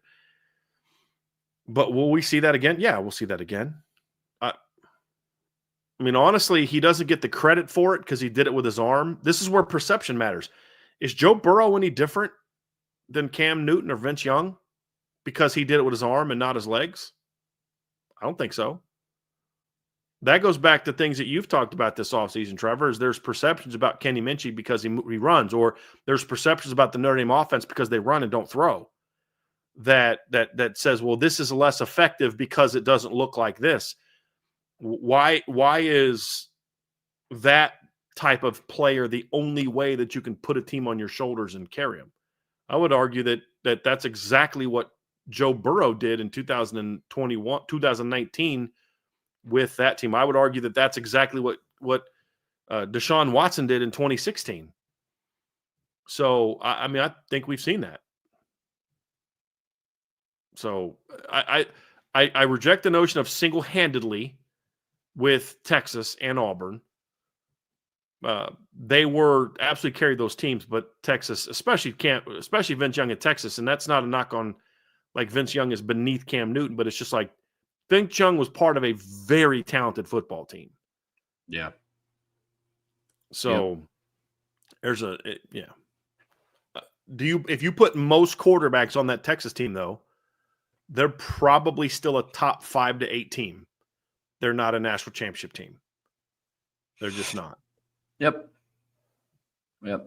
So, I mean, yeah, single-handedly is tough.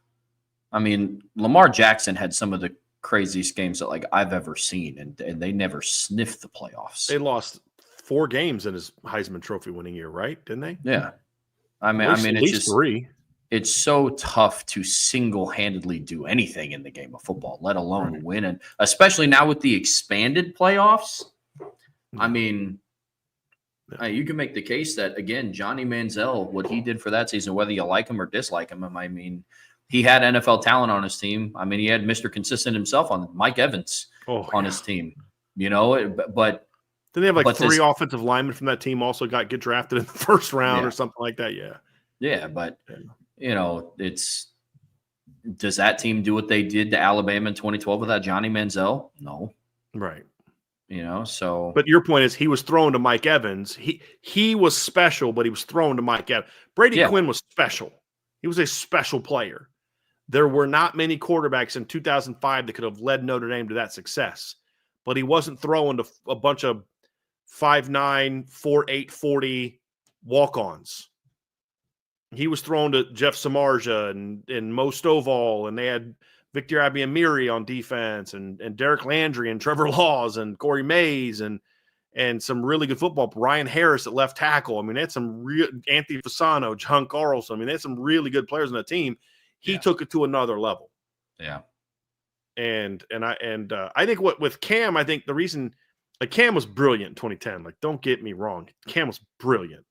And that team's not sniffing the title game without him, but they weren't as bad as I think people think that they were from a talent standpoint, because they were just poorly coached. I mean, the year before, Gene Chiswick's first year, they went 8-5. They were just poorly coached. And still almost beat number 2 Bama that year. Yeah. In football, it's hard to do anything single-handedly. I mean, Yep. Got some super chats. Tyler Evans, thank you for the super chat. Why do you guys love Notre Dame football? You go first, Trev.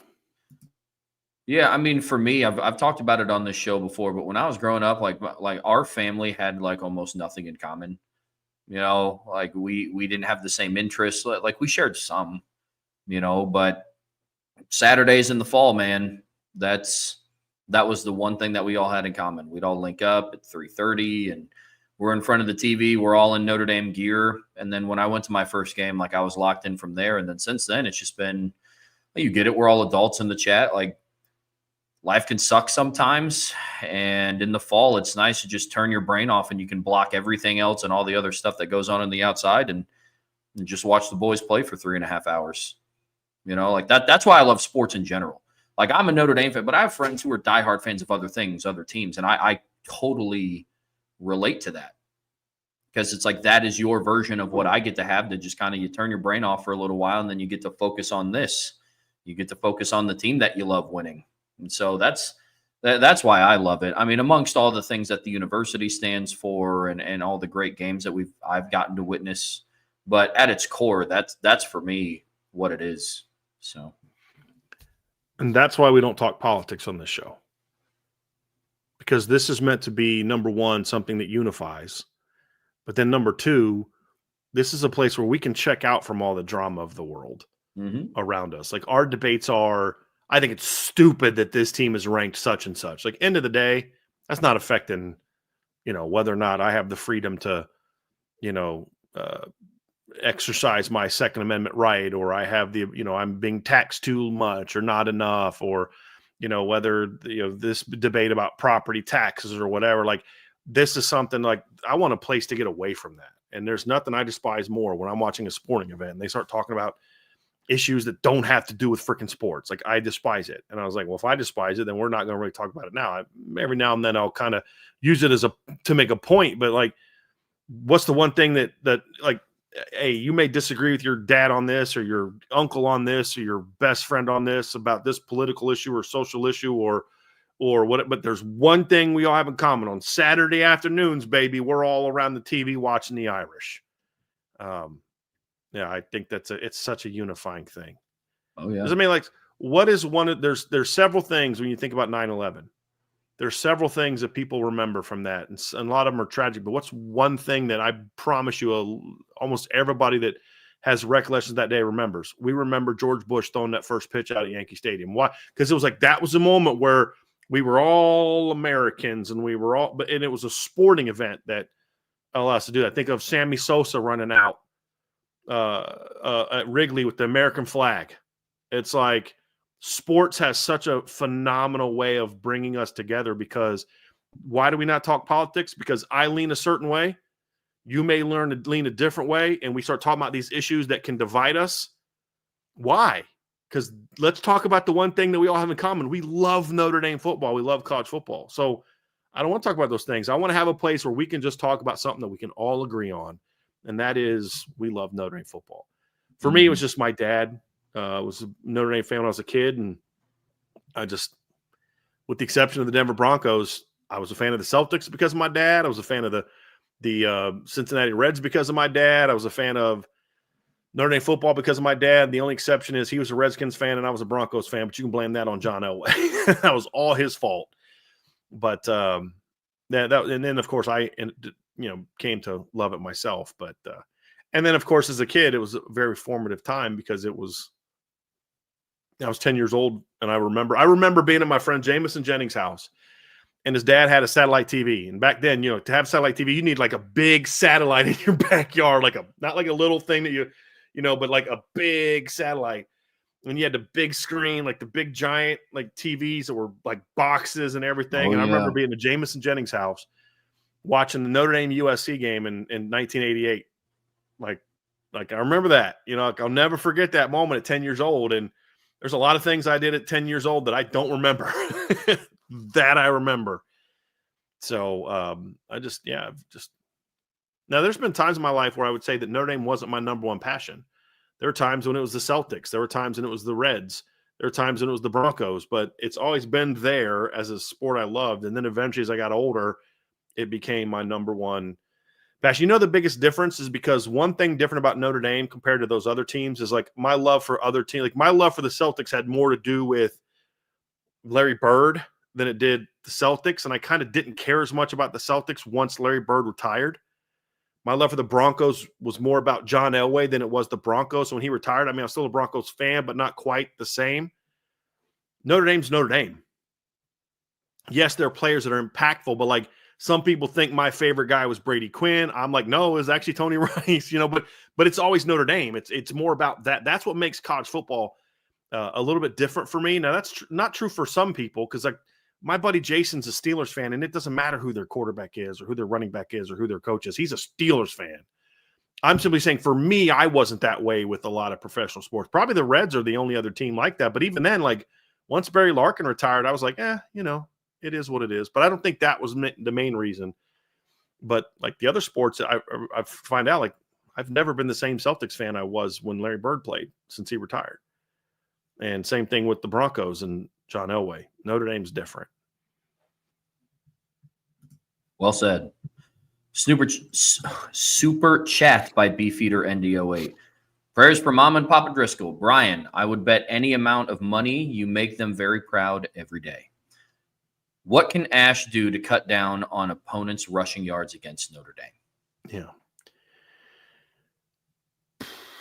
Well, I think for one is that they need to play a scheme that puts a little bit more emphasis on stopping the run. I think another thing is tackle better. They haven't always been a great tackling team. Last year they were better, but they weren't a great tackling team. I think, and there's teams that have been able to take advantage of the fact that their scheme is first and foremost designed towards attacking the quarterback and shutting down the pass game. So, Trev, you and I will talk about this during games and before games. Like, this is what this team is going to try to do to take advantage of the fact that you're a very heavy blitzing team. And Georgia had some things like that, but Penn State definitely took advantage of that in the first half. And there were other teams that did that. Ohio State definitely took advantage of that in the first half. They had some really well-designed stuff to say, we're going to beat their blitz. And the thing is if you miss a gap, and that's what happened on that 70-yard run, if you go back and watch it, Jack Kaiser's blitzing, he doesn't get over to his gap, and all of a sudden there's big play. Now, against another team, or when you had Riley Mills in the game, he might have made a play still. You missed your gap, but Riley Mills, housed somebody and made a play there. It didn't matter.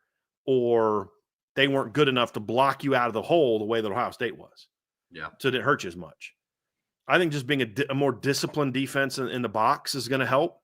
Tackling better is going to help, but you're going to need your interior to be more forceful at the point of attack. And you're going to need your edges to be more consistently effective. Like that was one of the biggest issues against Penn State is their ends did a very average job at best at setting the edge against the stretch. Yeah. What changed in the third quarter? They did a better job of setting the edge with the end players. So I think those are parts of it too. There's always several different factors that go into that. And I appreciate the kind words at the beginning of that. I'm with you. Yeah. Another super chat from Tyler Evans. Matt Rule's statement about a 40-team playoff. Do you think he was joking or being serious? Well, he was joking about the 40-team playoff number, but it's like I've watched Nebraska fans lose their minds at Ari Wasserman the last couple of days. And it's like, you guys are just kind of being clowns right now because what Matt Rule said was a joke as far as 40. But then he went on to keep talking, and the whole point of what he kept talking about was expand the playoffs. The point behind what he was saying was we need to expand the playoffs.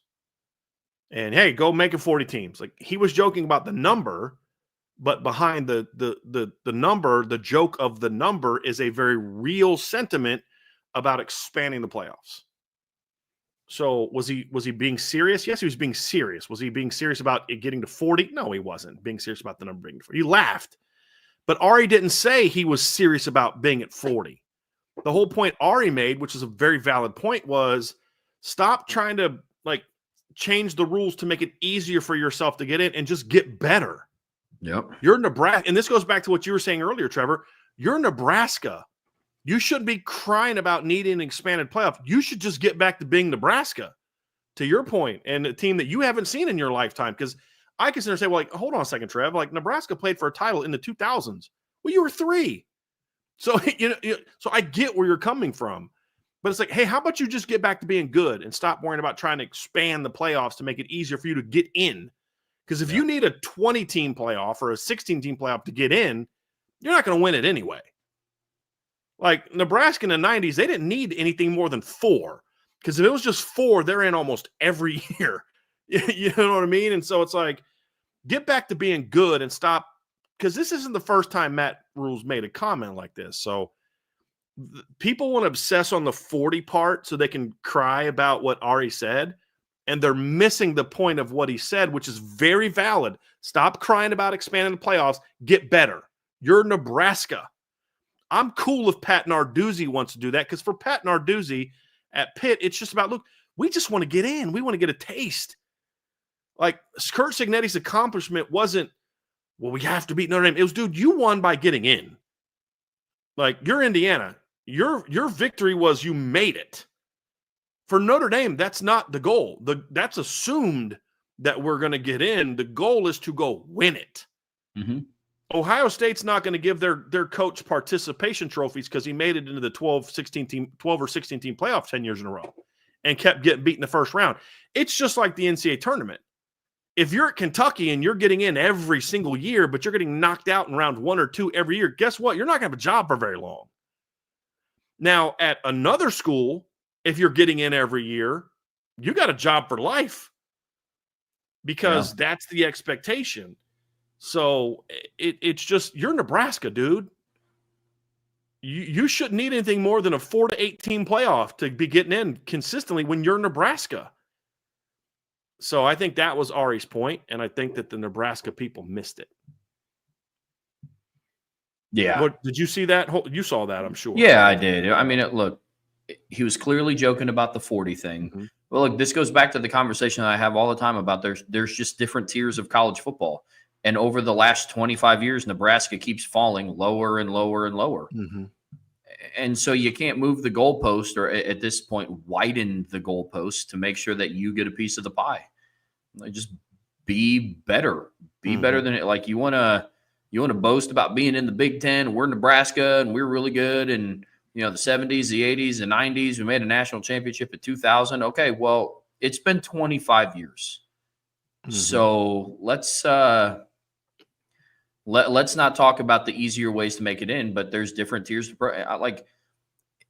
The lower tier teams are the Purdue's of the world. They're the IU's of the world, and IU just moved up a tier this past year.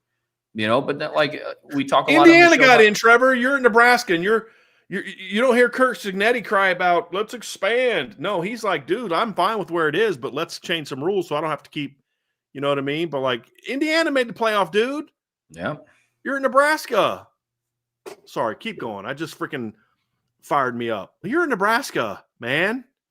Well, you just watched Boise State receive a bye in the first round of the playoffs. Just be. SMU got an at-large. Yeah. Be better. That's not a bad thing to say, but the realistic state of Power 4 football is there's just some teams that will never make a run at a championship, or at least probably not in my lifetime. Maybe in 2136, Rutgers will make a run to the national championship. I seriously doubt it will be at any time that I'm alive. So, you have your Rutgers, you have your Northwesterns, you have your Vanderbilts, you have your teams like that where it's just yeah, man, if they make it one year, that is their Super Bowl. That's it. That's why IU fans were so boisterous about, we're just in. Who cares what happens now? We just got to see our team get the first 10-win season in program history, and now they're playing in prime time in the first ever home college football playoff game. That is a check in their book. They could have lost 70-0, and they're sitting this offseason smiling. Whereas us as Notre Dame fans, because we're in a different tier, we're in just a different bracket of football, I still have a bad taste in my mouth from watching Notre Dame lose in the national championship game, because that's just the expectations are different. But the expectations need to be raised at Nebraska. You want to talk about why they've been mediocre the last 25 years is because that's the mindset that they have of let's just make it easier for us. It's like, when is the last coach of any Power 4 team that has demanded ease ever made something sustainable or even a name for themselves in the sport?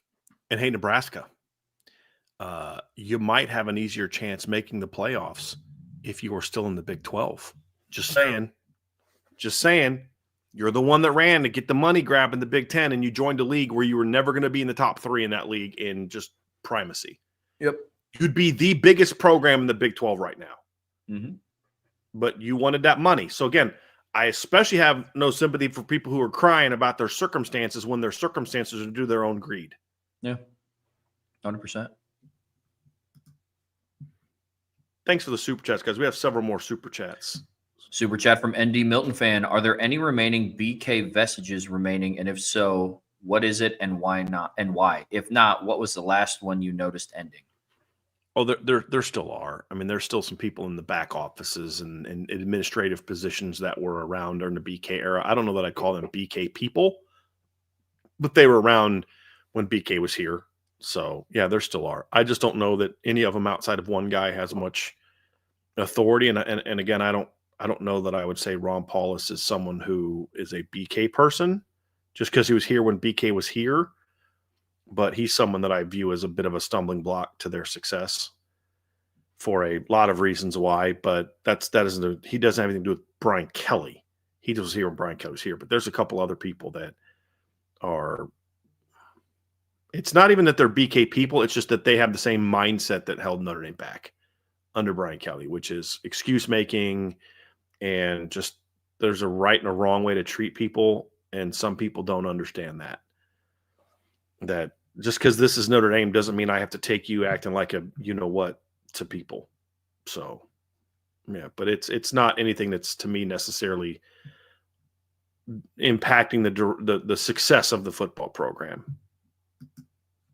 Yeah, I can't speak to, like, the people because I just don't know. But I will say the one last shred of BK PTSD that can leave me will just get squashed over the course of the season. Like in Brian Kelly's tenure, we never watched them, Notre Dame, put together back-to-back seasons of being like legitimate playoff contending teams.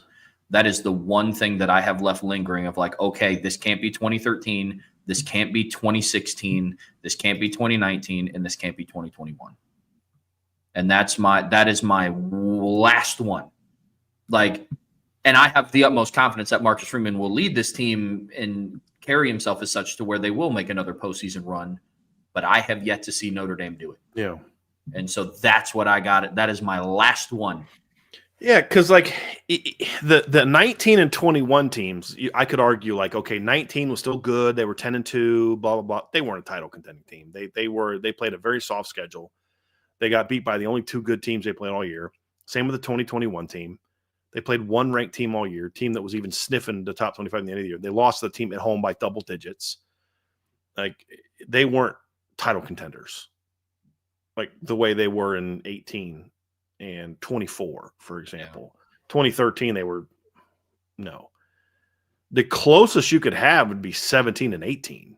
Yep. And that 17 team still lost 3 regular season games. You know what I mean? So it's like, that's the closest I think you get to like where that team should have been. The 21 team was very flawed. Mm-hmm. They benefited from a very soft schedule. That was a very flawed team.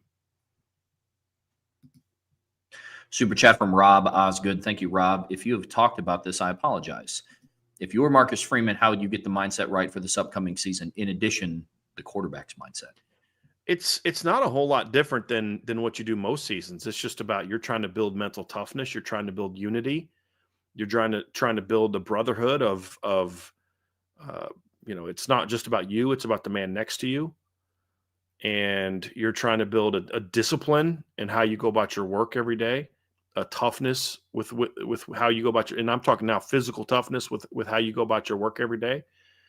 Discipline meaning on and off the field, like if you're supposed to be somewhere, be somewhere. Like one of the things that Harry Heastand did was he was detailed in everything he did. I was told a story by a parent of a player who this happened to, and the dad loved it. Like the dad was like, good job, coach. But a player who's a starter showed up at a meeting without a pencil. And the rule was you had to have a pencil at every meeting. And he could have given him a pencil. The player just assumed he'd get a pencil from somebody who got there. Coach Eastham made him go back to his dorm and get a pencil. And it was like, that's discipline. Like, you think you can just take it off here or not do what you're supposed to do now? No. We don't do that. If I tell you to do this, you do this. If I tell you to do that, you do that. And it's not just because I'm the boss. It's because you're not a professional. You're not just going to turn the switch on and off.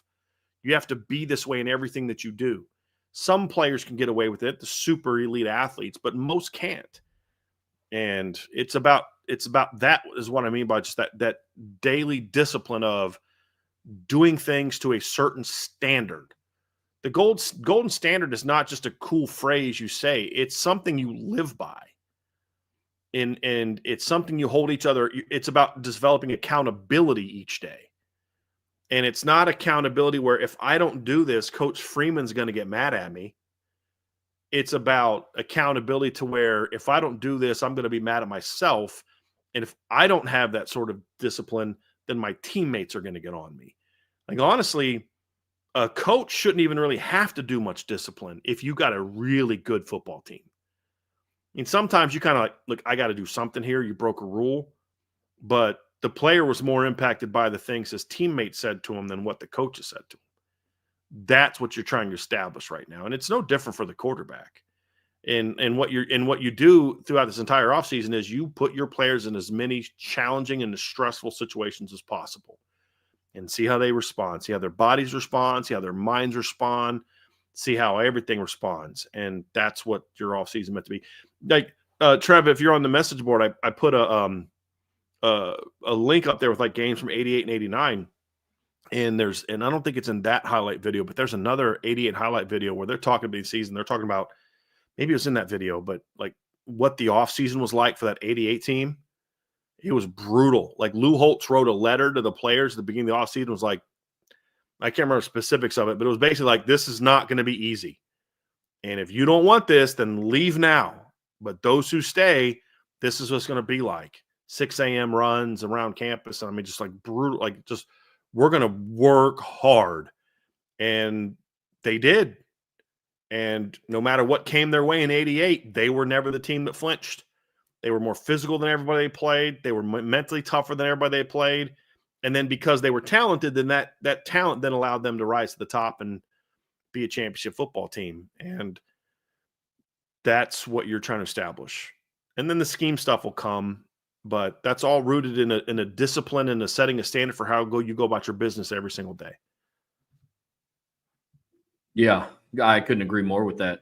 I mean, big picture up at the top, simple message from Marcus Freeman, job's not done. I mean, the standard at Notre Dame is winning a championship. And yes, you accomplished a lot of great things last year, but you didn't accomplish the main goal of what the season was.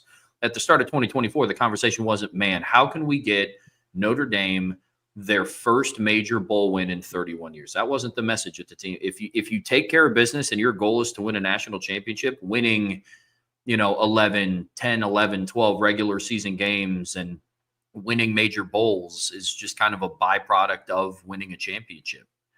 And that's just a simply put message. I mean, for me, it would just be, hey, look, guys, think about how hard you worked last year and all the great things that you accomplished. And we came up like that short in the biggest game of the year. Like, that's fuel enough. If you are a true competitor, like I'm confident that the makeup of this roster is, I mean, that's enough fuel for the fire right there. Then quarterback mindset, they just got to know whether it's CJ, Kenny, or, if Blake Hebert's number gets called at any time this year, they just have to know that the coaching staff, the head coach, and the rest of his teammates just has their back. I mean, that they have the full trust of the team, and no matter what decision that they go with, because that goes a long way for a quarterback's mindset of just knowing that the guys around you believe in you, because that gives you the motivation to be the best possible player that you can be. Because it's tough, like when you line up in an offense and you're not sure all 11 guys on the field have your back like that, and then you start second guessing yourself, and then so that's what made Riley Leonard grow from game 1 to game 16, is he got to learn over the course of the season, like, okay, like these guys actually do have my back. I'm not just the Duke guy. I am the Notre Dame starting quarterback, and they treat me as such.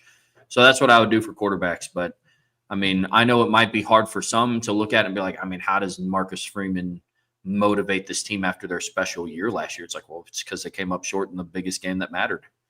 And so that'd be my fuel for the fire right there.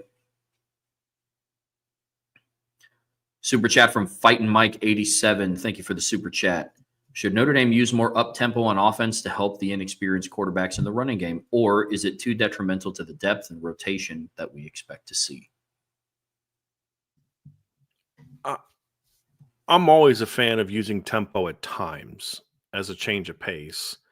And I think that is something that when you have a young quarterback can be something that calms them down. And the reason that tends to work with young quarterbacks is in tempo, you have a reduced play call. You practice, like, and when we go tempo, these are the plays we're running, and you've worked on it. And honestly, it takes some of the thinking away, because what you find at times with a young quarterback is he's overthinking, because there's so much on his mind that he's like, I get too much going around. And tempo is like, look, dude, you got simple reads. It's 1-2 throw. It's 1-2 check down. It's 1-2 scramble. And tempo also gets the defense on its heels. So I love it as a changeup. Love it as a changeup. If you're going to be a tempo team, then you've got to really commit to being a tempo team.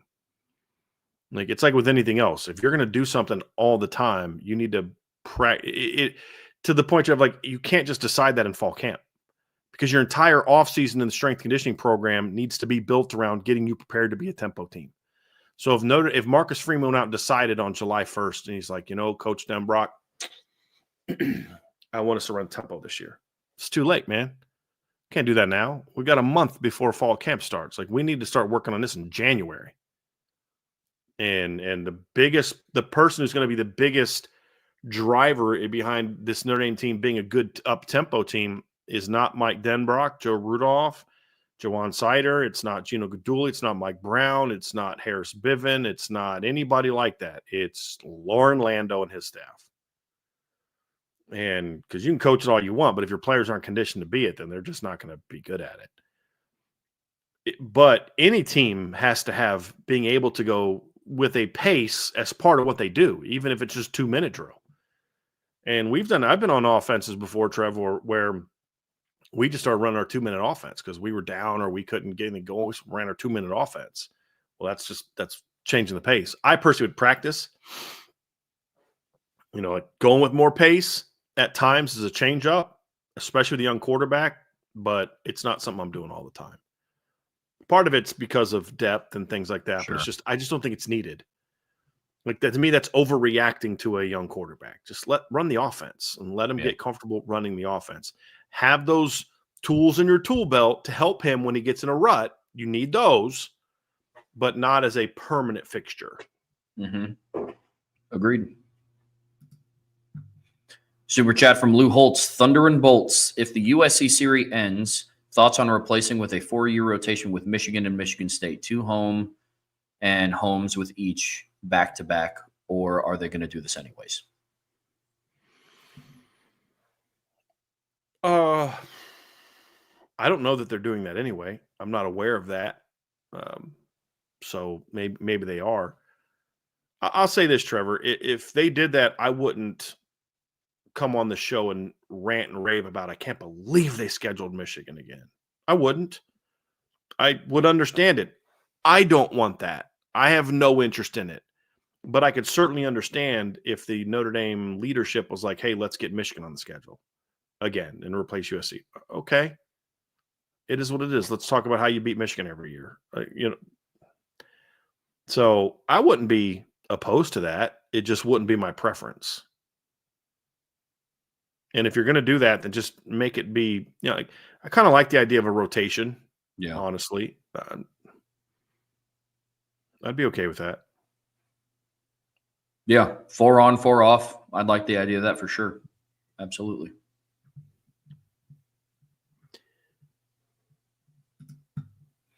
John A1, if you could magically erase one player's injury that greatly affected their Notre Dame career, who would it be? Armando Allen, James Aldridge, Dante Vaughn, Raymond McKnight, Kevin Austin, or is there another? Oh boy. Okay, so part of me wants to say Jalen Smith because his NFL career was impacted so much by that, but it didn't really affect his Notre Dame career. But if you're talking about just somebody in their Notre Dame career, there's a couple that crossed my mind. Ron Paulus is one. I don't know that he ever recovered from the broken collarbone, and then he broke it again later in his career, and he just wasn't the same. That's one. I guess, we talked about one of them. I still think that Jarrett Grace injury in 2011 was huge.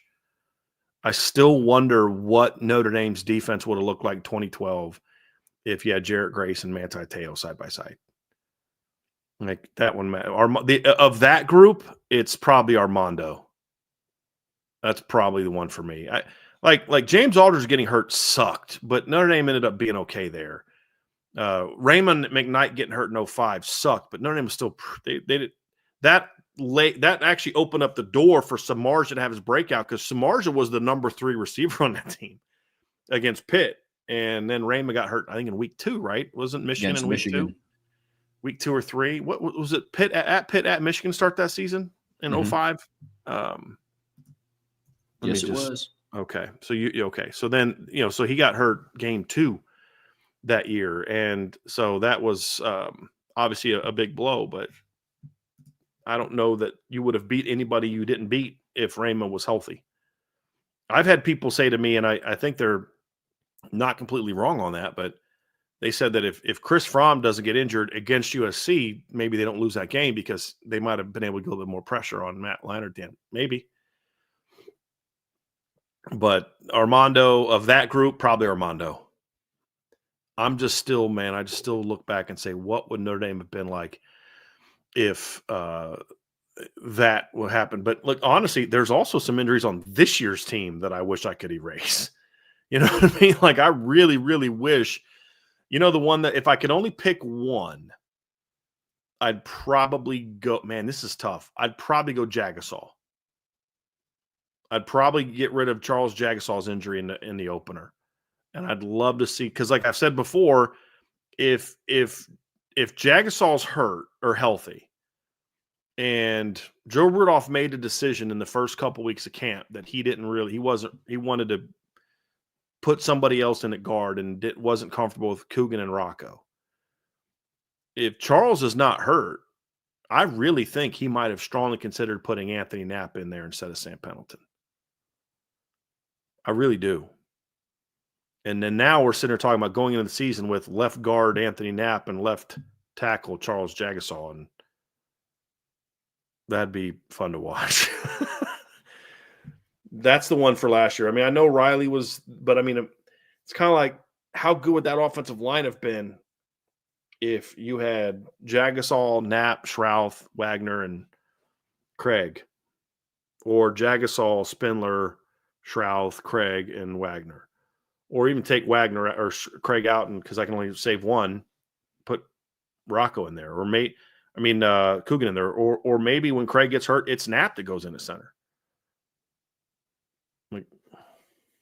Like Joe Rudolph's going to find a place to play Anthony Knapp, and I'm totally fine with that. Maybe then his more natural position would have been the one he played last year. I think Anthony Knapp had a shot to start last year, even if Charles Jagasaw doesn't get hurt.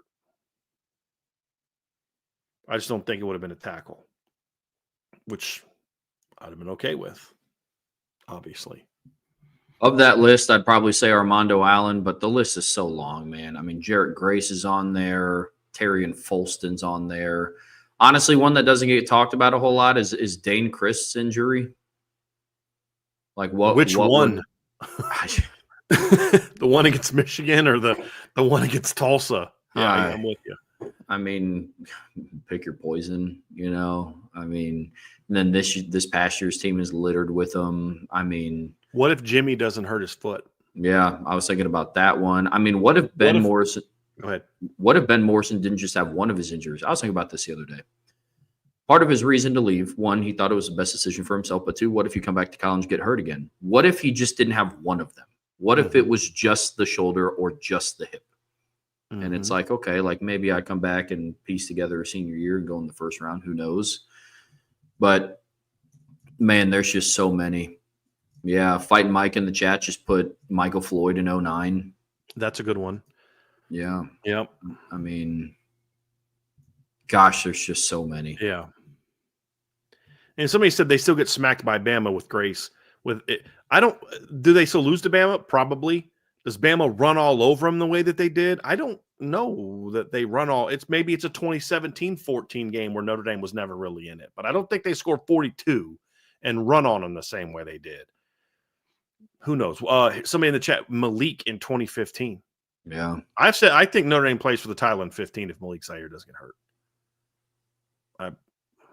It's one of those I'll take that to my grave things.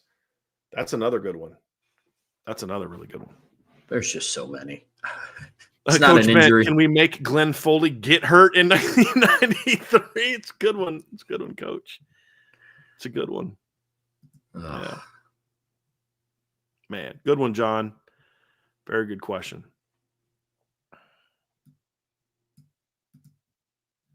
Mark Avalone, do you think Rocket choosing to go to the CFL first for money, then later to the NFL hurt his long-term professional success? I think so to a degree. Yeah. I mean, he had a lot of success his first year with the Argonauts, and then second year he was banged up a lot. And then by the time he got to the NFL, that same I just don't know that I mean, I think so. I don't think that you can just discount it. I mean, the rules were different for 2 years, and I wonder what he would have been like where would he have been drafted in the 91 NFL draft if he doesn't go. And does he even leave after his junior year if it wasn't for the CFL? I don't know. I'm not saying he wouldn't have. I'm saying I don't know. Sure. But yeah, certainly.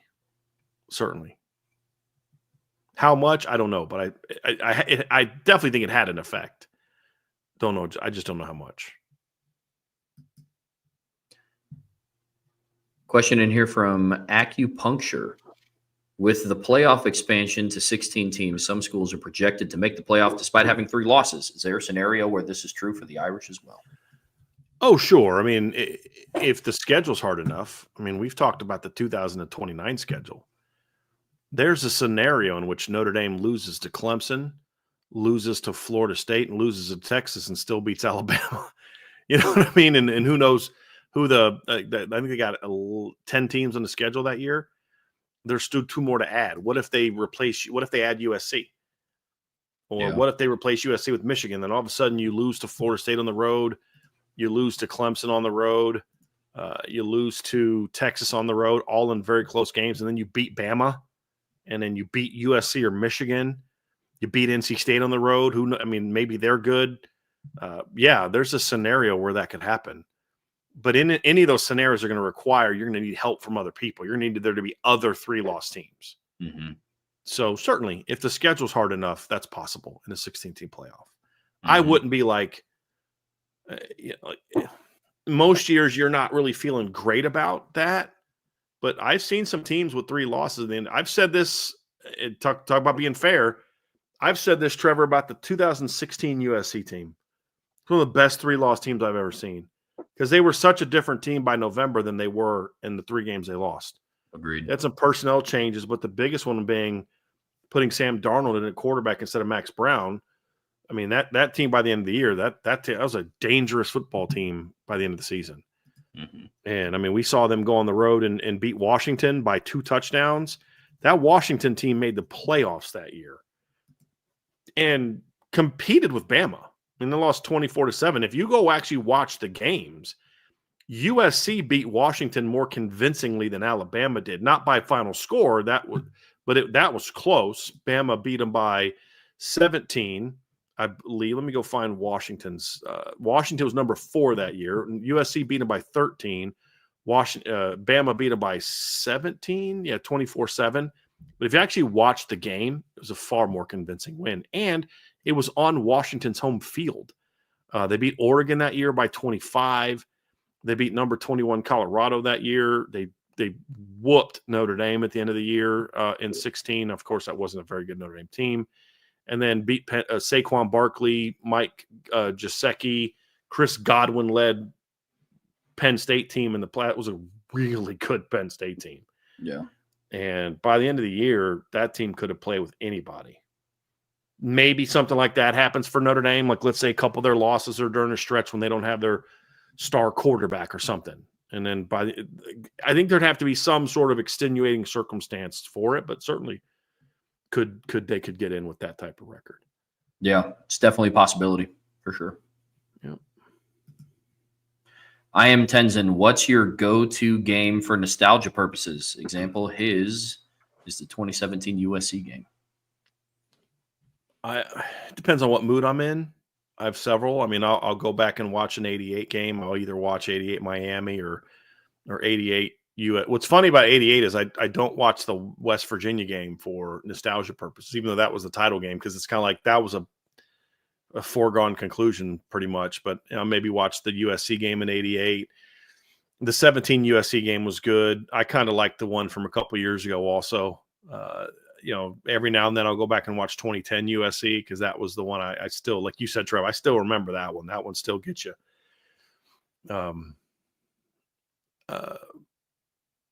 93 Florida State's one that I've probably watched more than any other game that Notre Dame's ever played. That's probably one. I love going back and watching like 05 games. Those are fun to watch with Brady. There's not one in particular necessarily that I'll go back and watch, but those are usually kind of my go-tos. I'll go to some 88 or 93 game more often than not. But that 17 USC game was a pretty good one. It's pretty good. I mean, 15 USC was a pretty entertaining game. That was the game. USC goes down the field, scores. Will Fuller goes 75 on the next play. Notre Dame jumps up to a big lead. USC comes back. Notre Dame puts them in the fourth quarter, puts away in the fourth quarter. That's a pretty good game, but I still enjoyed last year's USC game, meaning 2023.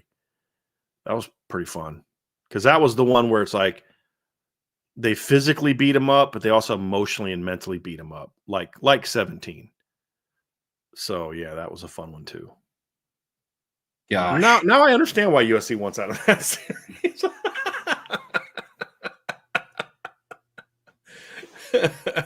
2012 Oklahoma's in there for me.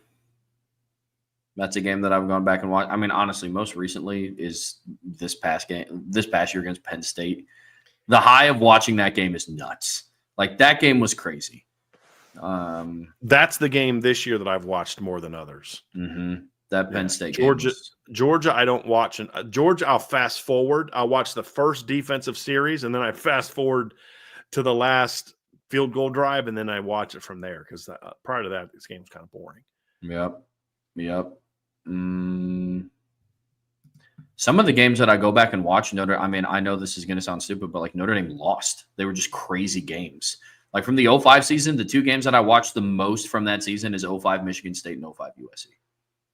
Because those were have not gone back and watched 05 Michigan State in a long time. You know what Michigan State game I do go back and watch about once a year? 06. That was a crazy, crazy game. Yep, that game is on my nostalgia list for sure. 06 Penn State's on my nostalgia list as well. I forgot about that one. They worked Penn State in that game. I still watching Paul Puzzlesly trying to run with John Carlson up the seam. Do you remember that? It's like, bro, you don't have a shot, man. And Brady just dropping dimes on him in that game. That was a lot of fun. Yeah. Any from 18 or 17? I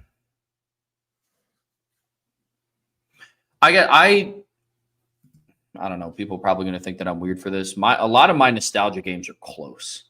Like I don't go back and watch blowouts because it's just like I know Notre Dame wins. I mean, obviously I know the outcome of every game, but I like back and forth games. Like I like when it's up for grabs. So not Have really. you ever watched the 92 Snow Bowl? Mm-mm. I'm going to put those games. I'm going to put 92, 93 games on next. You'll have to watch the 92 Snow Bowl. Deal. Notre Dame and Penn State. Great finish, but very physical, entertaining game as well. Love it. Kevin Sheen, how many wide receivers on Notre Dame's current roster do you think have NFL potential? Potential? Malachi Fields, Jaden Greathouse, Will Pauling, Jordan Faison-ish, Cam Williams, Micah Gilbert, Elijah Burris. That's probably my list for now. I got to see a lot more from Scrap Burgess, but athletically he's there. When I mean NFL potential, that could also mean like a guy's a 7th-round draft pick. Like there's varying levels of NFL potential. Those aren't 7 potential first-round draft picks on the roster, just so we're clear. No, it makes sense. Anybody you'd add? No. Jordan Faison's a big maybe. That'd be the only one on that list that I think is interesting. But outside of that, we have the same list. Irish Dragon 23. Trevin Bryan, what was your pregame playlist during your playing days? Oh, gosh. People laugh at me for this, but like you're going to know what kind of music I like. My pregame playlist, I don't know that I could tell you certain plays, but I'd have Tupac on there, Wu-Tang on there. Busta Rhymes had one my senior year of high school. Woo-ha, that was definitely on there. I had one Mobb Deep song on my playlist in college, but it was a lot of Tupac, a lot of Wu-Tang, stuff like that. That was on my. There was times where if I felt like sometimes I'd wake up and I was a little too amped, so I'd put in some R&B stuff to kind of like Joe or something like that to kind of calm me down. But normally it was a lot of Tupac, a lot of Wu-Tang, and then some songs mixed in here and there that would fit that genre. But yeah, that was my stuff. Yeah, I was a lot of I had a lot of T.I. on mine. My wife's looking at me like, she's like, oh my God.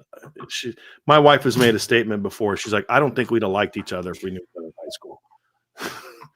So my wife and I have very different music tastes. She's in the room right now. She brought me down a Mountain Dew. She's just looking at me. Oh, God. What's Lauren? Lauren has gone on record and said that she doesn't think that we would even have known each other in high school. Like she was an athlete, I was an athlete, but she was very quiet. Like she was very like her whole thing was like I have like my 2 friends and I play sports, and then if I'm not doing, I'm like going home, I'm doing nothing. And for me, I was always out and about doing stuff, wanted to hang out with as many people as possible. But my wife and I were like that too, but the opposites. Yeah, pregame playlist for me, I had a lot of T.I. on it. I had some Tupac on there. I had a lot of Lil Wayne. Gosh. And then I would what? No, go ahead and say it. I know I'm 28, which is basically like 7.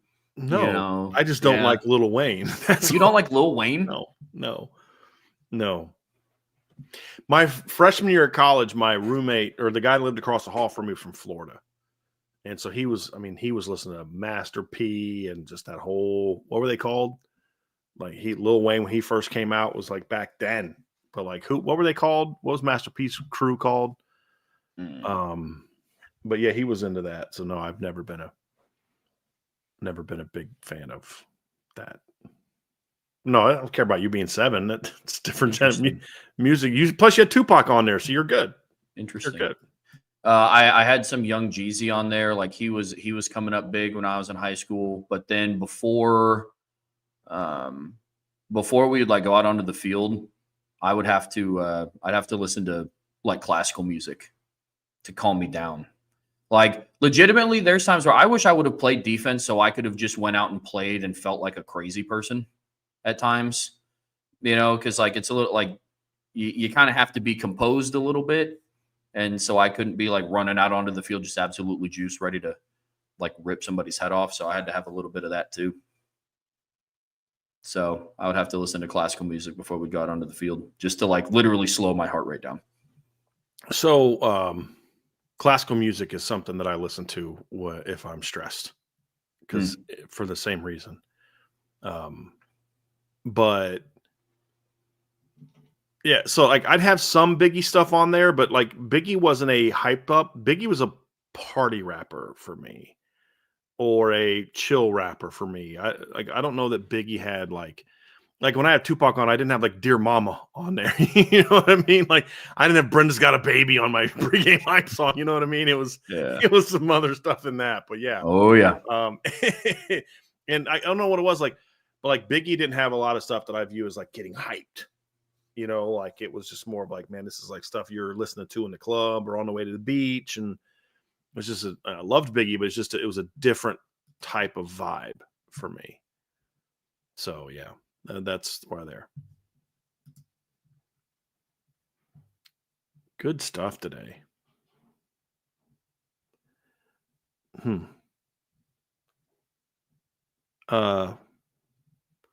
This is an interesting one. This is a two-parter. From Leo SSS, today Napoli soccer plays for the Italian title. If they win, they'll have a funeral procession with coffins decorated with their rivals' logos to celebrate. If Notre Dame wins the title this year, what teams, conferences, or individuals would you like to see on our version of this celebration? Let me just say that soccer fans celebrations are on a way different level than football fans. I admire that. Like I never would have thought of that.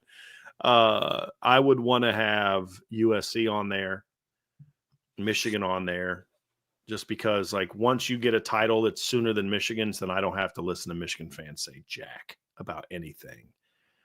I mean, those would be two. And then it's Penn State would be on there. And then whoever you beat in the playoffs, I would have them on there too. But that'd probably be mine. Teams, conferences, or individuals? I mean, for teams, yeah, you listed them off. Conferences, list all of them because Notre Dame is independent. I'd have a big old SEC and Big Ten logos right there on that sucker. Yep. I care about the SEC. Individuals, big old fat head picture of Paul Feinbaum. Yeah. I don't know. I'd probably have like a little meme picture of Ryan Day asking where Lou Holtz is. Ryan Day's picture on there. Only if Notre Dame beat them on the way to the title. Yeah. For me. I'm just saying for me. That makes sense.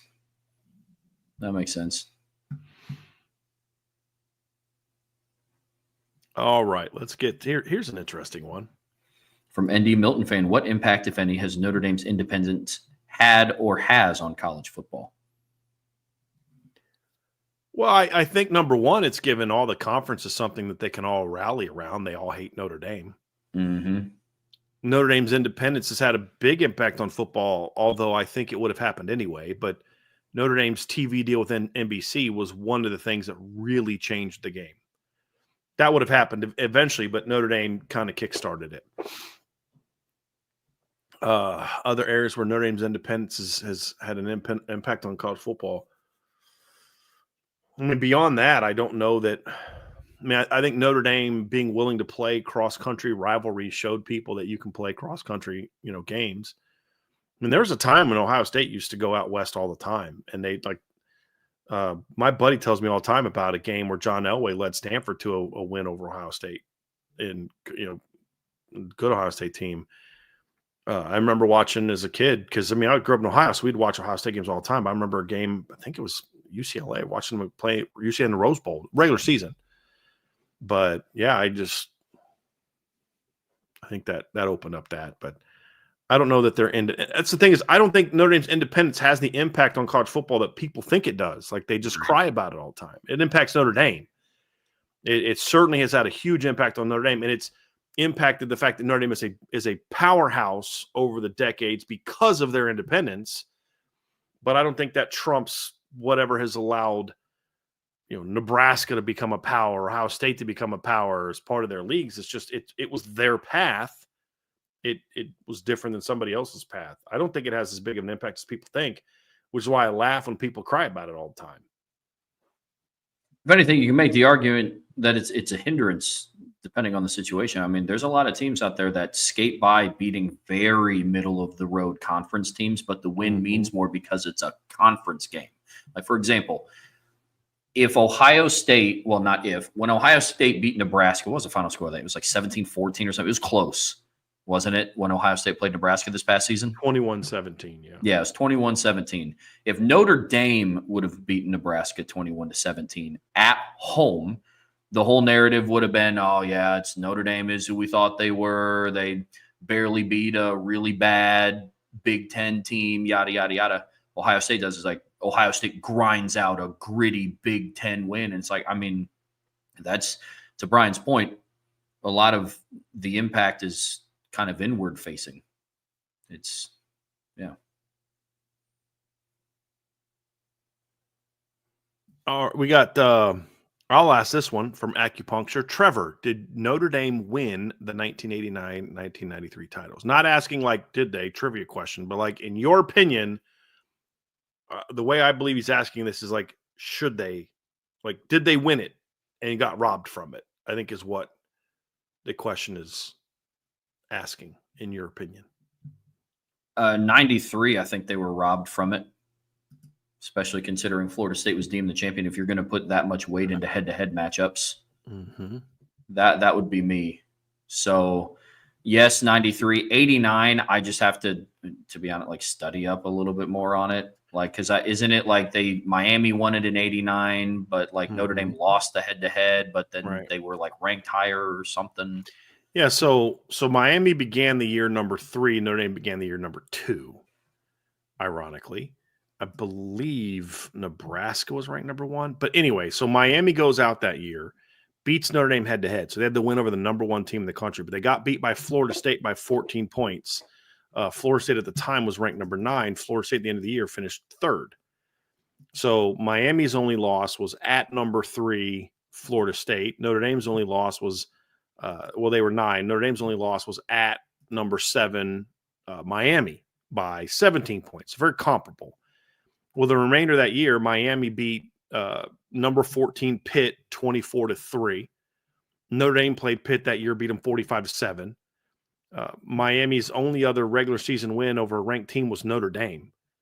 And then in the bowl game, they beat number 7 Alabama by 8, where Notre Dame beat number 1 Colorado by 15. Notre Dame also beat number 2 Michigan by 5 on the road. Notre Dame also beat number 17 Air Force on the road by 14. Notre Dame beat number 9 USC. Notre Dame beat number 7 Pitt by 38. They beat number 17 Penn State on the road by 11. And a lot of those teams, it's not just that they were ranked at the beginning of the season, but even if you look at the end of the season, Notre Dame's record against ranked teams was even better than it was when they played, because when they beat Virginia at the beginning of the season, Virginia was not ranked at the beginning of the season, but that year Virginia went out and won the ACC championship that year. And let me find the Virginia here. They ended up 10-3 and ranked number 18. And that year, Virginia beat Penn State on the road. They beat NC State on the road, who were both ranked teams. And their only losses were to a ranked Clemson team and then the blowout loss in Notre Dame in the regular season. So, like, Notre Dame also beat Michigan, finished the year 7th. Notre Dame beat them on the road. Michigan State that year was unranked when Notre Dame beat them, but they finished ranked 16th. Notre Dame beat them. Air Force was ranked when they played, finished unranked, but went 8-4. USC finished the year ranked 8th. Pitt finished the year ranked 17th, and they had a common opponent. Penn State finished the year ranked 15th. So Notre Dame, in their overall resume, had a significantly greater resume than did Miami. And so the argument that Notre Dame fans have is, you beat number 1, so did we. You beat number 1 by 17. We beat number 1 by 15. We also beat number 3, number 8, 7, number 9. And you're only, like, your big wins this year were, for Miami that year was like over Pitt, a same team that Notre Dame beat.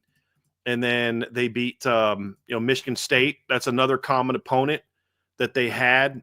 Michigan State or Miami beat Michigan State that year by 6.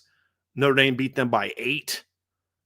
So like it was kind of looking at their schedule and saying like Notre Dame played a far more challenging schedule. You both beat number 1, and it was just about like just overall Notre Dame played a far more challenging schedule. And that was the argument. 93, Notre Dame didn't have as strong of a schedule argument over Florida State in 93. And that's where I think Notre Dame fans are kind of missing the boat. I actually think the 89 team had a better case to win a championship than even 93. Because 88 was so dominant against so many good teams, where the 1993 team, I mean, your resume was primarily built on you beating Florida State. You beat Michigan that year, who was ranked number 3, but Michigan finished the year ranked 21. Rest of your schedule wasn't all that. I mean, if we're being honest, it just wasn't all that difficult. When they beat Michigan in week 2, the next team that they beat that was ranked when they played was Florida State.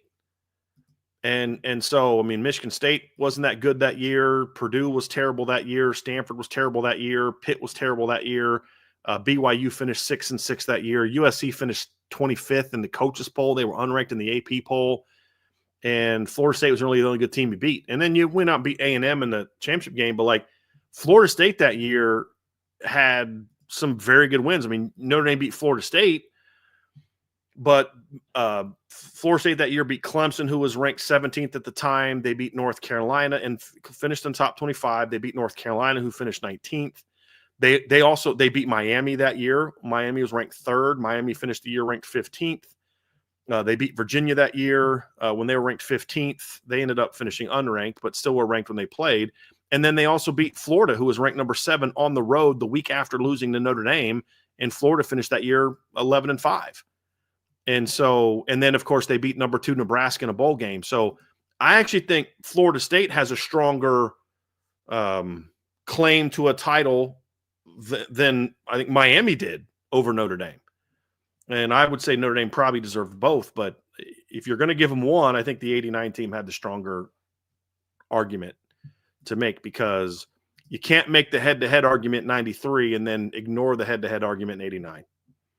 You have to be consistent. Who had the better overall resume, and was it close? Because like head-to-head should be like a tiebreaker, or like it puts a little bit more weight, but like the resumes in 89 weren't close between Notre Dame and Miami. The resume, and then losing at home to BC, that was a good BC team, but dude, you should not have lost at home to numbers. The other thing that hurt Notre Dame too, Trevor, is they were beating Florida State bad and let Florida State come back in the game, and then they needed to have that stop at the end of the game. If they would have kept pounding Florida State, you might have had a different argument. But letting the Florida State back in that game, I shouldn't let them. Florida State earned their way back into that game. They were really good, but if you could have put them away a little bit more, you might have had a stronger argument. Yeah, then by that logic, then I think did they win it? No, they didn't. Should they have? Argument at could least be made one for of both. But all in all, my takeaway from all this is why I think it was beyond idiotic that there was no actual national title game played. Yes. All in all, it's reasons like the 89 season for Notre Dame and the 93 season for Notre Dame that it was just, you played the New Year's Six Bowls, and then based on who beat who and when they were ranked at the time that they were playing and the time of day and what the voters were feeling, that's who then was decided to win the national championship. I think that is a horrible idea. The unfortunate thing is Notre Dame was 4th in both years going into the bowl games. They wouldn't even played for the title those years. That's the thing that's BS about it. Like, they wouldn't have even played in 89 for the title, which is ridiculous. The defending national champions lost one game on the road to a top 10 team, and you didn't even rank them number 2. And that's what sucks, because like when Florida State gets beat by Notre Dame, they only drop down to like 2 or 3, and then they have a much easier shot, where Notre Dame got punished more. So that's where a lot of people get that Notre Dame bias. But like, look, if you're going to apply the same criteria to the 2 seasons, then I don't think you can argue that Notre Dame should have won both of them. No, makes sense. You can only argue that they won one of them. So either head-to-head trumps, and then you give it to the Notre Dame in 93, or you go say who was the better team. And then in that case, you make the case that the 89 team should have won it. I don't think you can make a case for both unless you're going to apply inconsistent logic. Sure. unless you're just going to say, simply put, forget resumes and head-to-head, who was the better team? I do think Notre Dame was the better team both years. But if there's got to be some criteria. You can't just, I feel that they were better. You have to have some criteria. Right. What's your criteria? And if you're going to use whichever one you choose, you got to eliminate Notre Dame in one of those two, because there was the head-to-head win one year and the head-to-head loss in the other season. So I think it's hard to argue that they should have won both, unless you're just going to say, my feeling is they were the best team those years. Okay. But then I'd say that you could argue that Notre Dame was the best team in 92 as well, but they still lost 2 games. Sure. So they didn't deserve it because they lost 2 games, even though I think that team could have beat anybody on any given Saturday. But they didn't earn it because they didn't play well enough to earn it. No, actually, did they lose 2 games that year? Hold on. They lost 1 and tied 1. Excuse me. They went 10-1-1. They tied Michigan, number 6 Michigan, and then they lost at home to number 18 Stanford. And that dropped them from 6 to 13, and then they climbed it back up when they beat number 9 BC 54-7, beat Penn State and Snow Bowl, and then beat number 19 USC, and then that climbed them up to number 5. But I think 92, I think that's when Alabama won it in 1992. But look, I'll tell you right now, Trevor, I think Alabama won it in 92. Yes, that's the year Bama beat Miami. Bama was 13-0. Bama deserved to be the national champs that year. I'm simply saying I'll take Notre Dame on a neutral field against that Alabama. That was a great out. John Copeland, Eric Curry. It's a great Bama team, but I'll take Notre Dame against that team on a neutral field. But Bama deserved it because they didn't lose any games, and Notre Dame lost 1 and tied 1. Sure. So you again, no matter what criteria you use to convince yourself Notre Dame should have won in 1 year, you have to apply that same criteria in other years, and say, well, okay, you can't keep changing the criteria to fit your team, because now you're no different than everybody else. Agreed. So pick one and then say they should have won this year or that year. No, absolutely. Absolutely. And like the best team conversations, the waters just get so murky. Right. Because in 92, Notre Dame was the most talented team. I don't think they were the best team. Bama was. Yeah. And then it gets tough. I believe Notre Dame could have beat any team on any given Saturday. It's right. But in their guaranteed opportunities, they didn't. And so that's when it just gets so tough. Yep. Man, that was a fun era of football. They would have been in a 14 playoff in all those years, though. They would have been in a 14 playoff in 89. They would have been in a 14 playoff in 90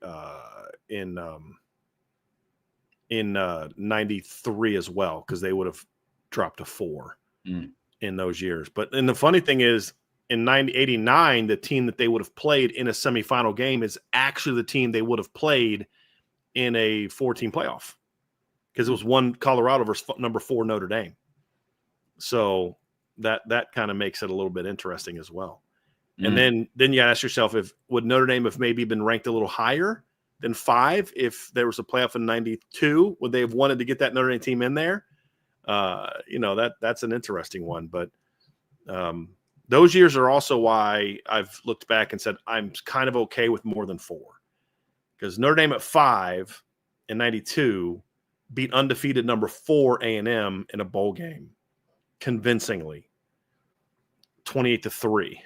So, but they wouldn't have got in that year in 92. Yeah. But that's what I say, Trev. I'll take that team over any other team in a neutral field head-to-head. That team just, like, sometimes you think they were maybe too good, but they didn't have that same drive like the 93 team had, because the 93 team didn't have Jerome, didn't have Reggie, like it almost didn't have Tom Carter. Like, losing those studs made that team have a little bit maybe more of a, they didn't have Rick Meyer anymore, like the number 2 overall pick. Like, that team was loaded in 92. And I think losing some of those studs, and you still had studs coming back, but lose some of those studs, I think made that 93 team a little bit more hungry. Maybe they didn't think they were necessarily as good as that 92 team, and had to work a little bit harder for it. Yeah. I hope we get to have those debates again. Notre Dame should have won it that year. They got robbed. Hope they're that good.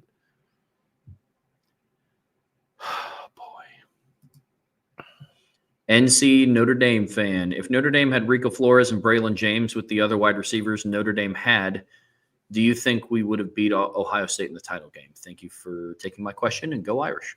We got to ask this question the other day in a different way, as a different receiver. And my answer continues to be no, because they still wouldn't have stopped Ohio State. Like, we have to accept the fact as Notre Dame fans that Ohio State called off the Dogs offensively in that game. They were up 31-7. And the Notre Dame receivers that were playing against Ohio State were getting open. Chris Mitchell was open several times. Eli Raridan was open. Jaden Greathouse was getting open. They either weren't protecting Riley. He had some misses. They had some mental mistakes in the run game. Like, they shot themselves in the foot. And it didn't matter who else was a receiver, and they still could not stop Ohio State's offense. Mm-hmm. Could not stop them. And so now you could have said maybe the outcome would have been closer, and maybe Notre Dame doesn't fall behind 31-7.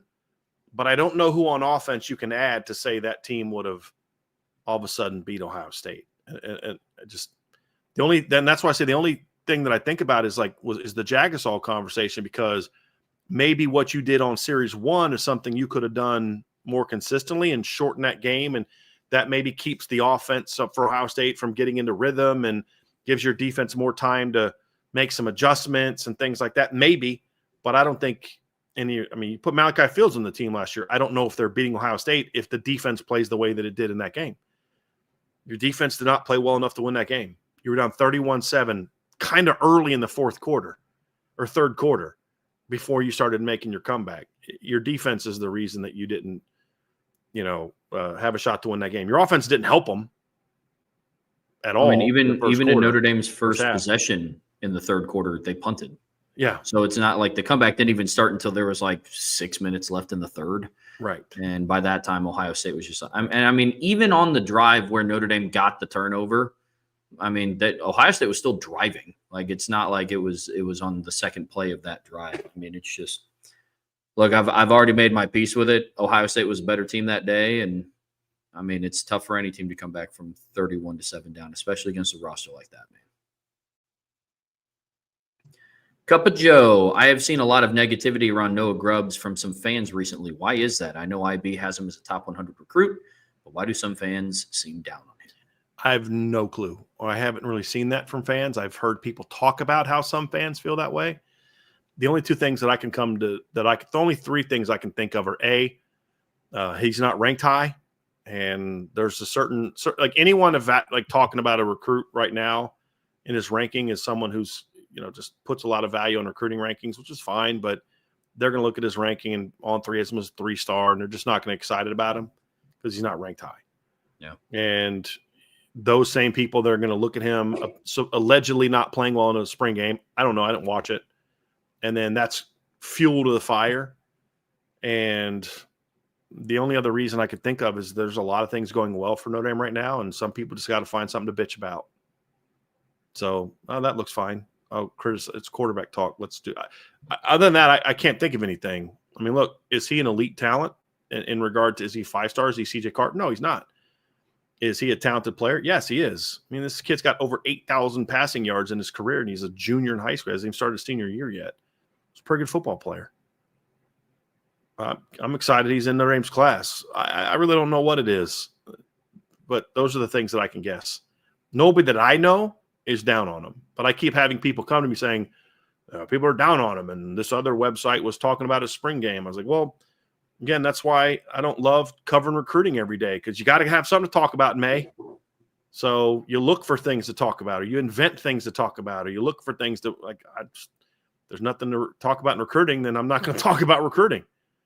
So those are the only things I can think of, Joe, but and then you also have to leave room for the fact that there's just some people who just evaluate him differently, and maybe they're right about him. I think I should have probably mentioned that also. Is somebody want to watch Noah Grubbs say, hey, I'm not a huge fan of Noah Grubbs.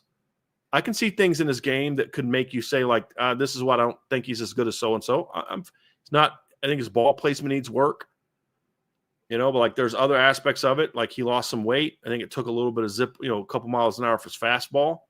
But the talent is still there, and the things that he needs to get better at are all correctable things. So I don't want to dismiss, too, that there isn't some elements to, there are some fair criticisms to make of his game, but to take that and say he's a 3-star, that's absurd.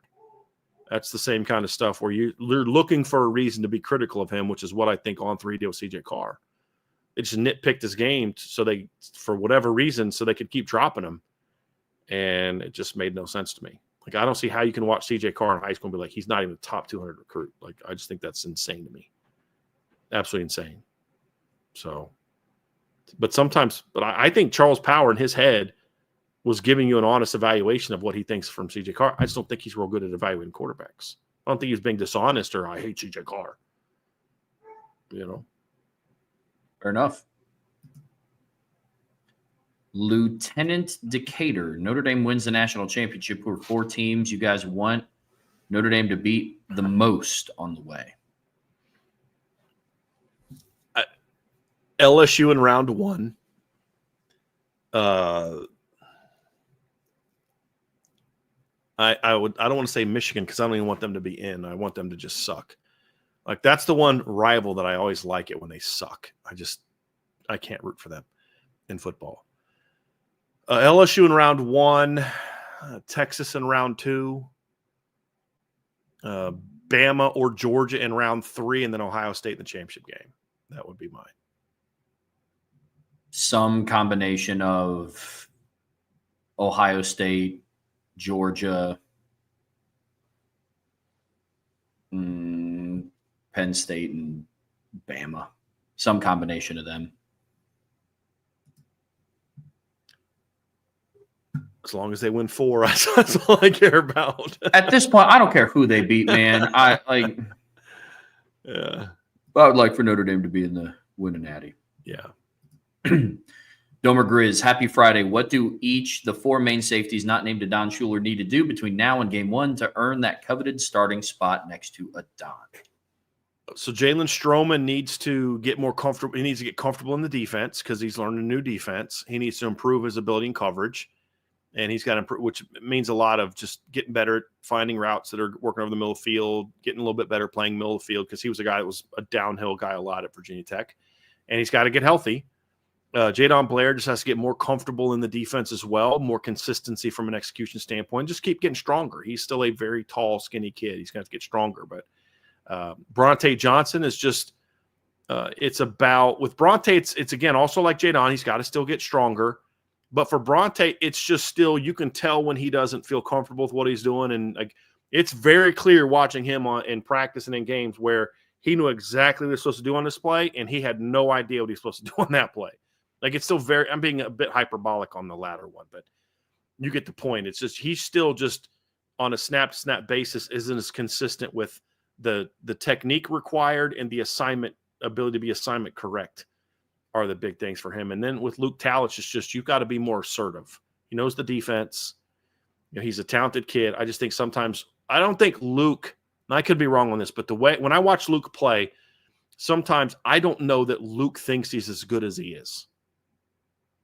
And I think Josh Burnham has a little bit of this as well, where there's maybe he doesn't understand, hey, I'm actually really good, so I can just go play. Like, you're always feeling like you have to overcome something. It's like with Josh Burnham, like, dude, just turn it loose. You're a really talented player. Just turn it loose. Like, stop beating yourself up all the time. Just let her go, man. Like, you can see Josh get mad at himself and hit himself on the head, and then it kind of impacts him the next couple plays. Like, dude, just go, man. You're talented. Just let her rip. And I think Luke has a little bit of that too, where it's like, dude, you're really good. Just go for it. And don't be afraid to make a mistake. Just go play. So those are the what I see. Anything you'd add to that, Trev? No, you and I see that the same. Above all else, just keep maintaining playing at a consistent level. But consistency for all 4 guys, which what you highlighted is it looks different per person.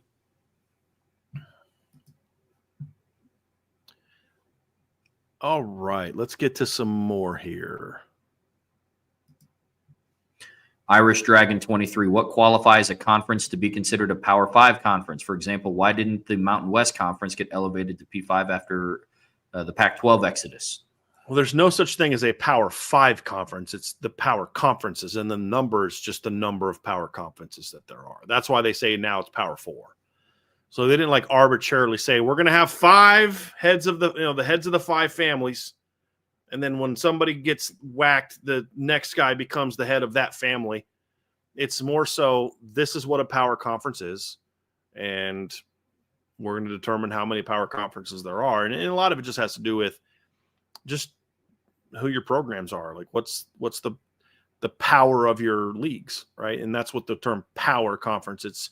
They have TV power, they have financial power, they have traditional power. They're bigger schools, they're bigger programs, they're more tradition-rich programs, they're bigger TV markets, they're from the traditionally well-known leagues. I mean, the MAC is never going to be a power conference because the league, the schools, it's all in, a lot of Ohio and Indiana schools, and they're small states, not small state schools, but like Bowling Green's not a small school, but it's like they're not like the big state schools. They're like directional schools in those states, and they just don't have the money, they don't have the resources, they don't have the TV, like the base. Like if Central Michigan was the power in the state of Michigan from 1880 to 1960, they'd be Michigan. But they weren't. And it's just a lot of it's that. So it's just it's all that. Makes sense. Berto 2121, any similarities to Notre Dame and Michigan ending their rivalry with USC? No, I heard somebody make this case the other day, and it's a very lame attempt to try to justify what USC was doing. Well, Notre Dame did this to Michigan. Not really. As I've said before, Notre Dame and Michigan are not traditional rivals. That is a modern rivalry. That is a rivalry began in that got reignited in the 70s. They're not a rivalry that they've played all the time. It's just not the same. It's not even Notre Dame's biggest rival in the state of Michigan. They've played 44 times. That's it. They didn't play one single time from 1909 to 1942. They didn't play once. Then they played in 42 and 43. Then they didn't play it again until 78, 79. And then that's when the rivalry reignited. And then they didn't play in 2000. They didn't play in 2001. They didn't play in 95. They didn't play in 96. There's been plenty of times where that rivalry was not part of the schedule for either team. So it's very different than a team that you've played every year since 1926 or something like that, with the exception of 2 years during the World War and the COVID year. It's not the same. And Notre Dame and Michigan had a out clause in their contract that if you were going to get out of the series, you had to submit it within this period of time, and Notre Dame did that. So Notre Dame simply followed the protocol of the contract. Now, the way they did it, is why people I think get upset about it, because Jack Swarbrick, was it Jack Swarbrick? It was Jack Swarbrick. Walked up to the AD before a game and handed him the letter saying we're getting out. Had he done that in a different way, I think people would voice it differently. But it's very different. Unless you're just some Big Ten homer that's just trying to make a point and not actually arguing real facts, it's not even remotely close to the same thing. And it says more about you're just a Midwestern Big Ten fan that thinks that rivalry with Notre Dame and Michigan means more than it actually does. And it's not and here's the thing, it's not the main rivalry for either team. Notre Dame is not even Michigan's second biggest rival. Michigan State is. Notre Dame is Michigan's third biggest rival, and Michigan is Notre Dame's, at best, third biggest rival behind Navy and USC. Because you could argue that the heatedness of the rivalry makes it a better rivalry than Michigan State Purdue, for example, to your argument. But when you look at the hierarchy of the rivalries, the games may be better, but the Michigan rivalry is never going to replace the Navy rivalry because it means a lot more than just the games. Is it a more contested rivalry? Of course. But it's not a bigger rivalry than Ohio State and Michigan. Because you could then say, well, then for 15 years, the Michigan State and Michigan rivalry was more contested than the Ohio State-Michigan rivalry was. So does that mean Michigan's biggest rival is Michigan State? No. Notre Dame is at best Michigan's third best rival. I don't even say at best. They're Michigan's third biggest rival behind Ohio State and Michigan State. They're at best, you could say Michigan's number two. I don't think anybody over the age of 35 or 40 is going to say that Michigan's a bigger rival than what Michigan State, Purdue, or even Navy are. So it's a very different thing. This is the equivalent of Ohio State and Michigan not playing. That's what it is. It's the equivalent of the Iron Bowl going away. And it's that's exactly what it is. Anyone trying to compare it to something else is making a weak point. A very weak point. I'm with you. And I'm somebody that wants to see the Notre Dame and Michigan rivalry come back. Yeah. But it's not as big as USC. Right. Let's see here. Andy Milton fan, how has Notre Dame sustained one of the most passionate national fan bases without regional conference rivalries? Because of how they were built. I mean, they were built as a national program. They were getting out. Like, why do some fans, like in New York, why are they Notre Dame fans? Because their grandpa was, and his grandpa was, or his dad was. And, well, why? Well, because that's the only team I watched play. They would come out to New York and they'd play Army, or they were on TV. I mean, my dad became a Notre Dame fan in Norfolk, Virginia. Why? Because on Sundays, they didn't watch college football on Saturdays, but on Sundays before the NFL games, they would have these Notre Dame replays. Lindsey Nelson would have these, moving along to further, in the game. And that's how he watched Notre Dame growing up in the 60s and 70s. That's how he became a Notre Dame fan. So a lot of people became Notre Dame fans and then a lot of it was like, especially not so much now. I don't know if it's as much nowadays. I can't speak to that. I'm not Catholic. But I do know early on, it was very much, if you were Catholic, in a lot of instances, you were a Notre Dame fan. So there was obviously that connection with it. Certain parts of the country, there was, were much more heavily populated Irish immigrants.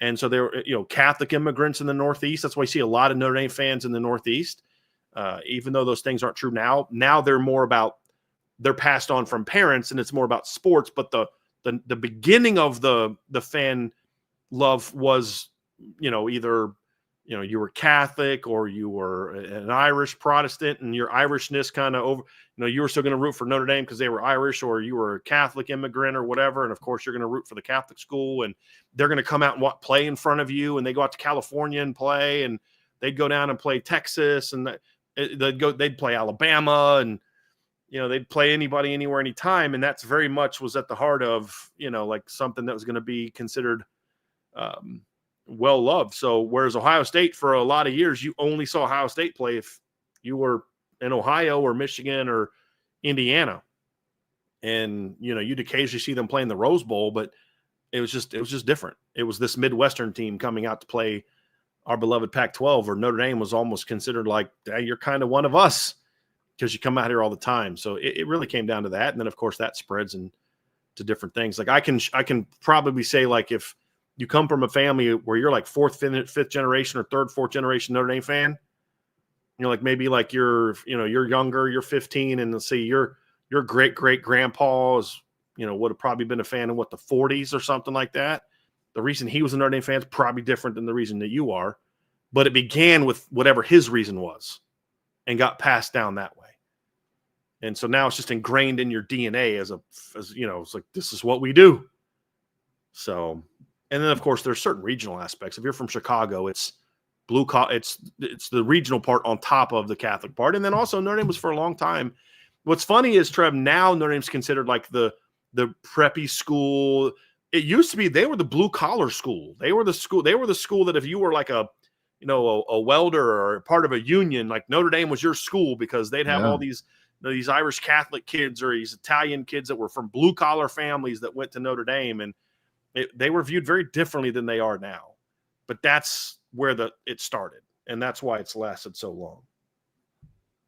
Yeah, the new arguments kind of going against Notre Dame fandom, I think, are also pretty bad, like hilariously bad. Like the postseason run, especially, like up until this point in my life, I had nobody ever really question why I was a Notre Dame fan. They would always just say, like, we don't think Notre Dame's any good, whatever. But like the new one that's came out is like everybody now always asks me if I went to Notre Dame.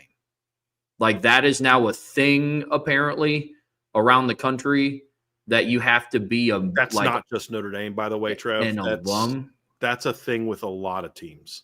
Like, which I think is hilarious, because last I checked, I know a lot of Philadelphia Eagles fans that never played for the Eagles or worked for the organization. Aren't from Philadelphia, right? Yeah, but it's like, but I lived around. It's like, okay, I grew up from South Bend. It's like, well, it's different because it's a college, and it's like not necessarily. Like I didn't have the luxury to go to Notre Dame. One, I didn't have the grades to do it, and Notre Dame's not a state school that accepts anybody with a last name, so I can't just go there. So sorry. Like, whatever, man. Oh my goodness. Oh man, that's funny. Yeah, that's really funny. that is the lamest thing, but that's not just Notre Dame. I see that with you didn't go to Michigan, you didn't go to Ohio State. Well, first of all, there's a lot of people who went to Ohio State, so that's but like I see that, like you didn't go there. Well, what does that have to do with anything? It's just super lame. It's the equivalent of like. My dad said this to me the other day. It's the equivalent of like just, well, you're fat. I have nothing else to say, so I'm just going to call you fat. Or you're stupid. I have nothing else to say. I'm losing the argument, so I'm just going to call you a name. Or I'm going to pull your hair. I'm going to do something. I'm an 8-year-old with, no common sense and no ability to argue. So you say something about my mama, and I'm going to call you fat. It's like that's it. It's like that's all it is. It's just I got nothing else to say. I got nothing else, so I'm just going to be like, well, you didn't even go there. And then now one person says it. So this next person that can't think for themselves says it. And this next person that can't think for themselves says it because they got nothing else. And they're not very smart people. No, it's just so dumb. It's so stupid. Very dumb. I love Marvel. Spoiler, I wasn't in the Avengers, but I still like the movies.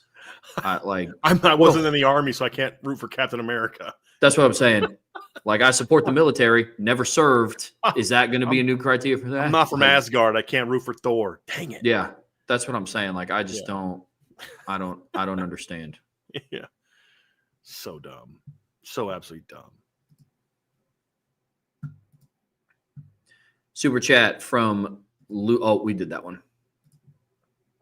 Super chat from Tyler Evans. Give me one hot take for this upcoming season.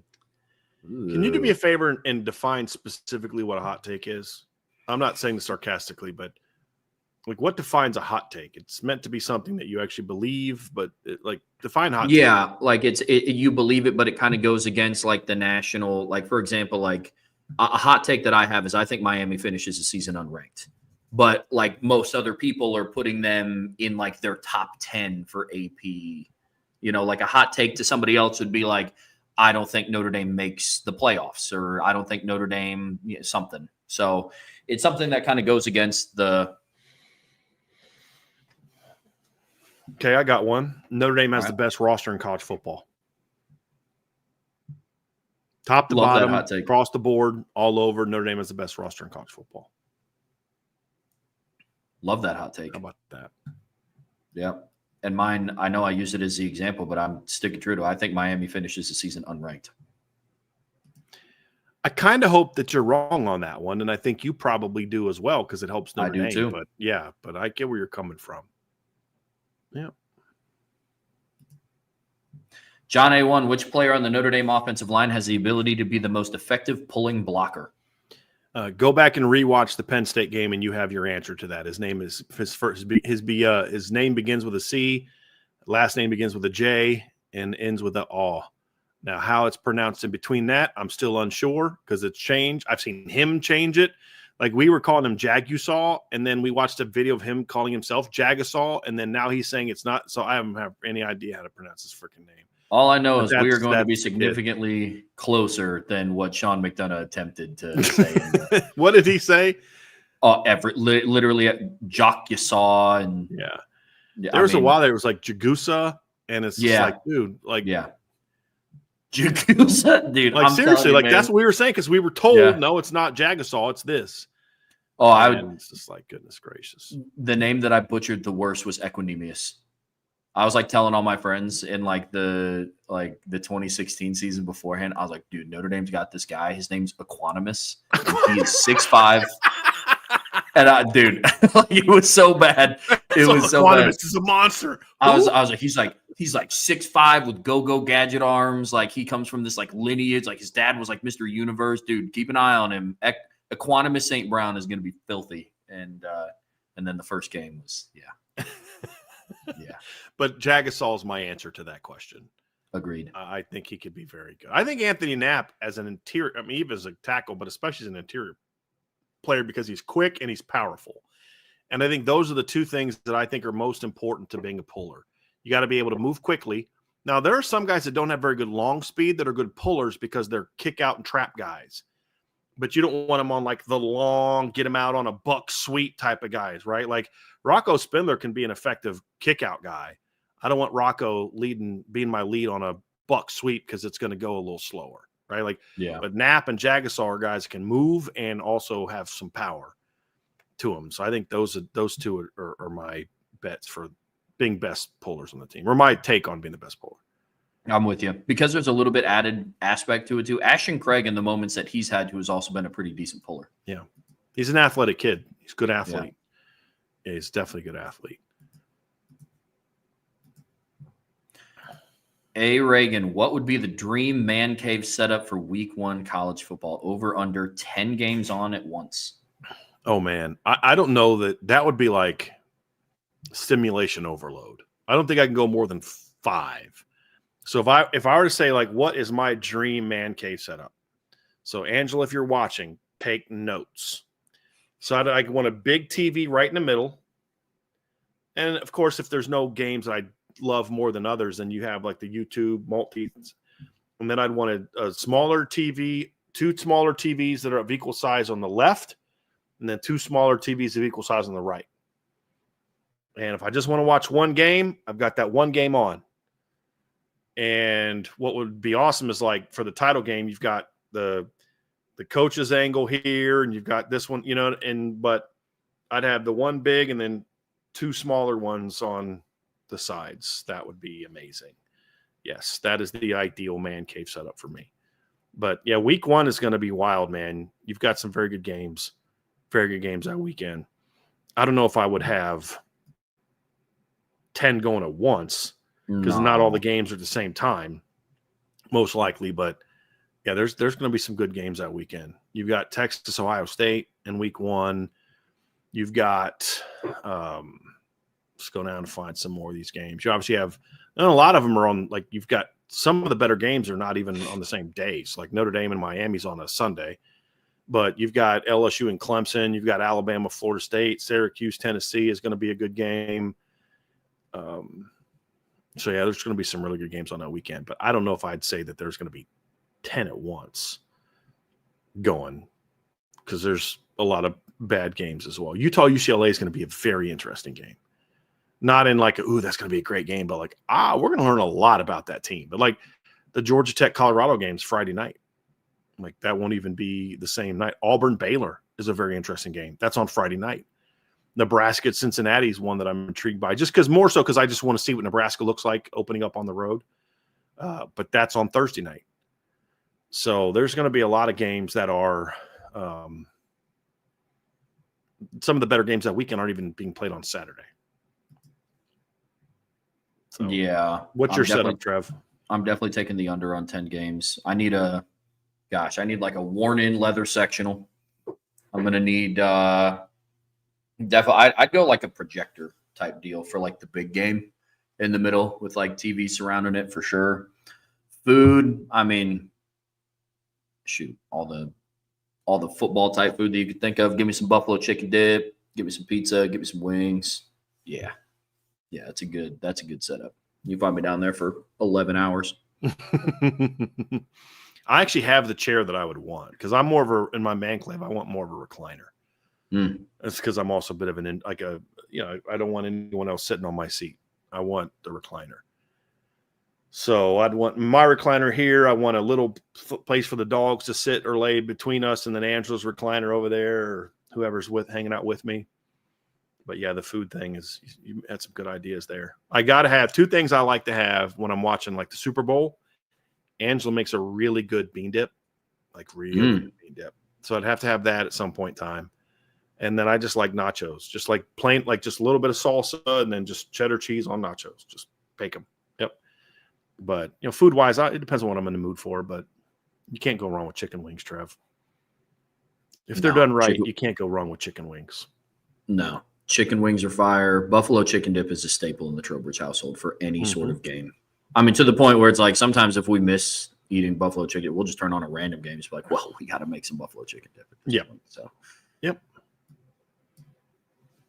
Archer 452, welcome back, my friend. Stuart Mandel ranked Notre Dame as the number 13 best program since the year 2000. Oregon and Michigan are the only teams ranked ahead of them without a legitimate national championship. Is that a fair spot?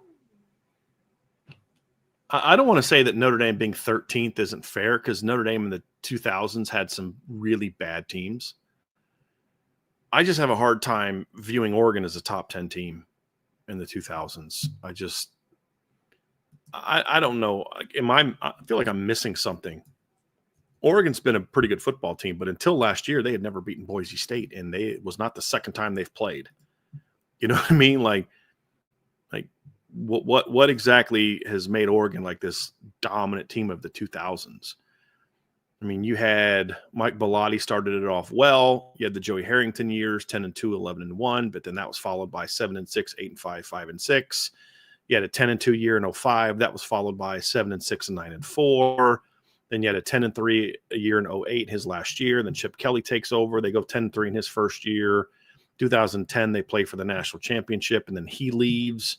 He left in 10? No, he left in 12. So he was actually there for a couple more years. But they played for the title in 2010. They were 12-1 and 11, 12-1 and 12. But then they also had some bad years too. When under Mark Helfrich, he went 11-2 his first year. Second year took him to the title game, and then they went 9-4 after that. And then the year that Notre Dame went 4-8. You know who else went 4-8? Oregon. 2017, you see the arrival of Willie Taggart. He was pretty terrible in his 1 year. They went 7-6 in his one season there. Then they get rid of him. In 17, they bring in Mario Cristobal. He's good, but he didn't do anything special. They went 9-4, 12-2, 4-3, 10-3. And then Dan Lanning's done a pretty good job there. But it's like, what exactly are we like making them this top 10 team ahead of Florida State? It's like, okay, they beat Florida State in a head-to-head, but didn't Florida State also win a title in the 2000s? Like, it's just some of the criteria was like super weird. They didn't have Bama number 1. Like, that just made it almost like, dude, this list doesn't even count. Like, they've won 6 titles. Nobody else has won more than 3. Like, what are we doing here? They apparently only counted one of Florida's titles because they had Florida listed as 1 championship. I'm like, they won 2 in like a 3-year stretch, 06 and 08. Am I wrong that they won in 06 and 08? So it was a dumb ranking, but my mistake was reading through the list before I read who the author was. That was my mistake. But we were talking about that a little bit before, Trev, and some of them were just like, you're putting way too much emphasis into like wins and losses and not putting enough emphasis on what league did they play in. Yeah, facts. Like, I thought Oklahoma was way too high on that list for that reason. So it was a very weird ranking. I didn't have as much of a problem with where Notre Dame was. No, because in the 2000s, I get it. You know, I mean, 07 was horrible. 16 was horrible. I mean, 2000 to 2004 weren't great. Yeah. You know, I mean, and even like 08 was better than 07, but they were 7-6. I mean, right. They went 3-9, 7-6, 6-6, you know, underachieved for a lot of Brian Kelly's. I get. Mm-hmm. Not having Alabama number 1 in the best program since 2000, like, immediately told me everything I needed to know about this list. Mm-hmm. And I don't know if Mandel did it just to say, like, well, I didn't want to go with the obvious choice. It's like, but that's what this list is for. Sometimes the obvious choices makes the most sense. Yeah, they're the obvious choice. Like, they had Michigan ahead of Florida State. What? I mean, Michigan had their fair share of bad years. Did you watch the Brady Hoke and Rich Rod eras? Like, they were pretty bad. So, yeah, those were some very weird rankings. Florida 10th. How's Florida 10th? And you're going to have, you know, Oregon 7th. How is Oregon 3 spots ahead of Florida, who has 2 national titles? It just made no sense. It made no sense to me, but whatever. It is what it is. I had no problem with LSU 5th. They have 3 national titles. Fine. They've only had 1 losing season in the 2000s. I thought Georgia was too high at 4. I think there's a lot of like modern bias towards Georgia in that one. Like, how is Georgia ahead of LSU? Georgia's dominance is over a shorter period of time, where LSU won a title with 3 different coaches. Yeah.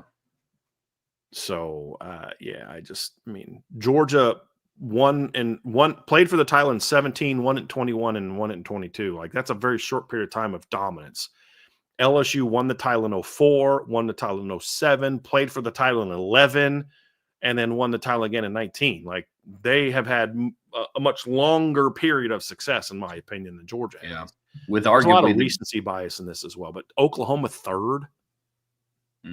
Like, really? Oklahoma 3rd? Okay. That's interesting. It's an interesting take. Didn't Oklahoma and LSU play in a national championship game? Kind of feel like I did. Didn't Oklahoma and LSU play twice in a championship setting during that period of time? And I remember Oklahoma getting smacked both times. Because isn't the Oklahoma, Georgia, or LSU beat Oklahoma to win the national title in 2004, right? Isn't that who they beat in the quote unquote championship game? I'm not sure. Was 03, I mean. Yeah, they beat Oklahoma 21-14, and the game was not that close, by the way. And then, of course, they had the absolute destruction of Oklahoma in 2019. So how is Oklahoma, who has less, and like even by the standards he uses, conference titles, LSU has 3. Okay, so you're going to say that Oklahoma's ahead because Oklahoma's 13 conference championships? How many conference championships would LSU have if they played in the freaking Big 12 the entire time? So it's like, yeah. I mean, Oklahoma's title year, they won it in the first year of the decade or of the period. And they haven't been a real title contender since then. They played for the title in 2010. When was it? They played for it again in 03, got blasted. Played for it again in 04, got blasted. Like, when a team keeps winning their league and dominating their league and then getting destroyed in the postseason, maybe the league sucks.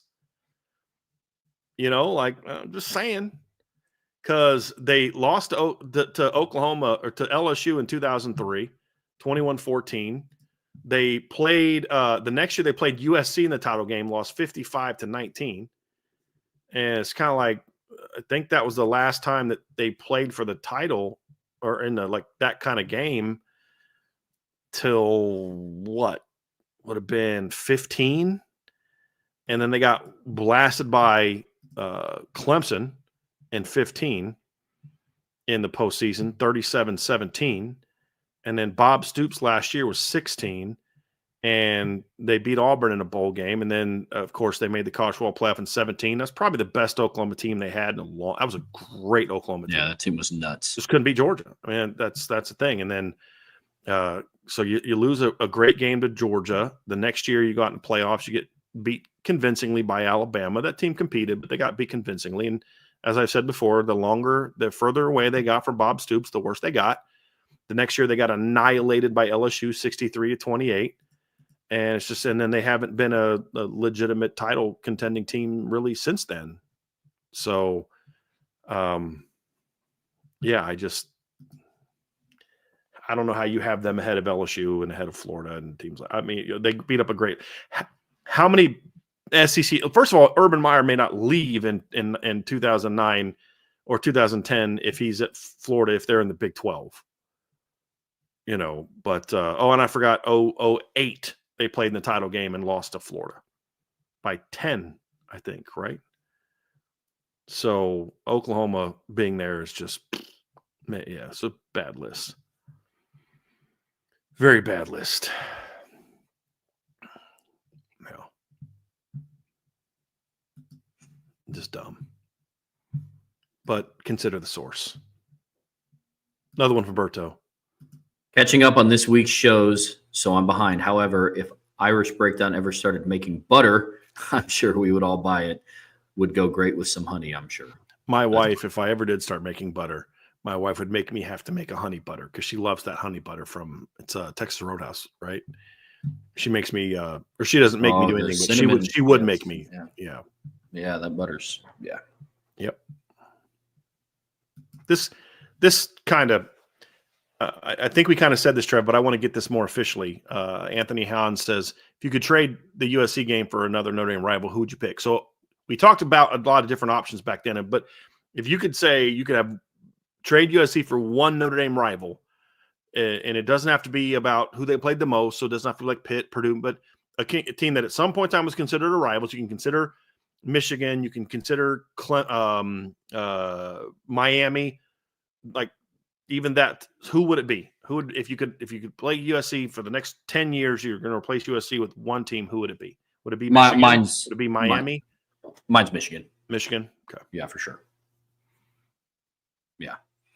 So it's the one that I grew up on. Like I've said before, it's like my rivalry that I watched Notre Dame play with Michigan is what the older generation watched with Miami. Mm-hmm. And it's like that. It's that style of, and look, I'm all down for the respectful rivalries and the handshake rivalries and the sing each other's alma mater rivalries. But sometimes I think you just need that team that you just don't like. I mean, one of the things that I think makes the Ohio State-Michigan rivalry so great is they genuinely just don't like each other. Yes. I mean, I think that's like, I don't even think they play for a trophy. Like it's just called the game. Like it doesn't have like the name even. The name is the game, but I think you need some of those. And if USC is going to be off the schedule, I think that's what would be good for Notre Dame. Another one from Archer. Do you think the first two rounds of the college football playoff should be on campus or just the first round?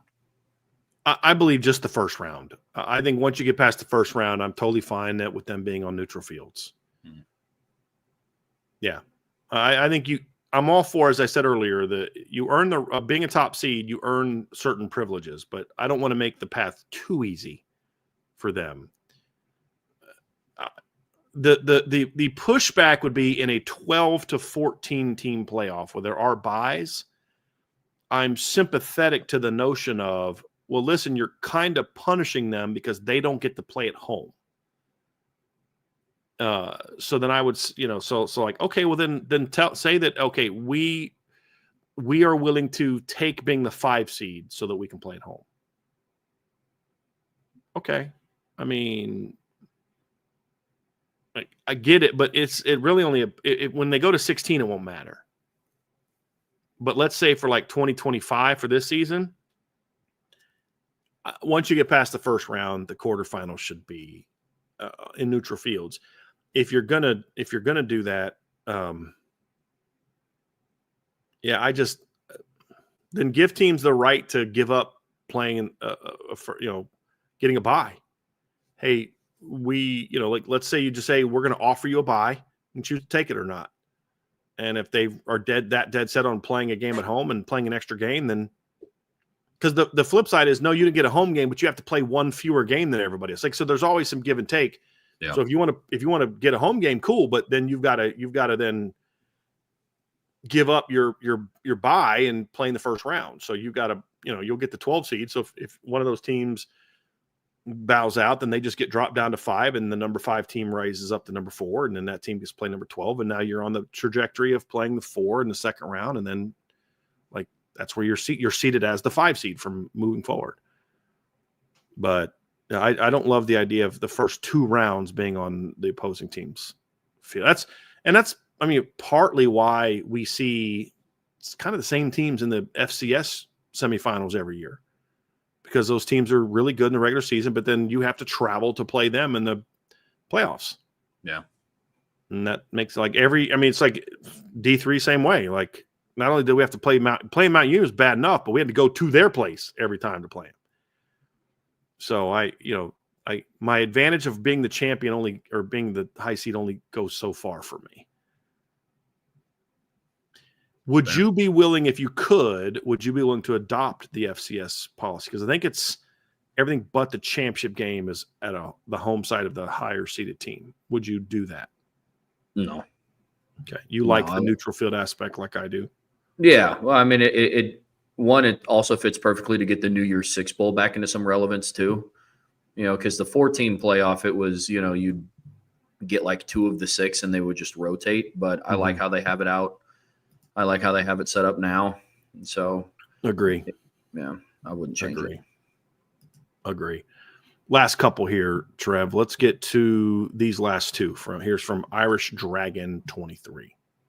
Notre Dame wins a national championship. What's the biggest anti-Notre Dame spin by legacy media? Doesn't count because not in the conference or the league just had a down year. I mean, it's going to be everything. I mean, if national media outlets, especially ones that historically downplay Notre Dame accomplishments, have an opportunity to downplay Notre Dame, they will. You know, that was one of the reasons why it's one of the reasons why wouldn't be the biggest fan of Notre Dame playing Ohio State in the national championship this year. Because if Notre Dame wins this year, it's like, yeah, you beat Ohio State, but you beat them without Will Howard and JTT and Jack Sawyer and Denzel they weren't Burke as good as last year, even if they have a better record. Literally. And so that would be the spin on that one. You know, let's say they play Georgia in the national championship. It's like, okay, well, you know, they didn't have Michael Williams and Jalen Walker and all these other guys. There will be some sort of spin. Biggest one, the conference one, for sure. The conference one is big because what they'll say is, to your point, well, yeah, you beat Georgia, but Georgia played a grueling schedule. They were worn down. You played so-and-so, so of course you were fresher than they were, and that's why you beat them.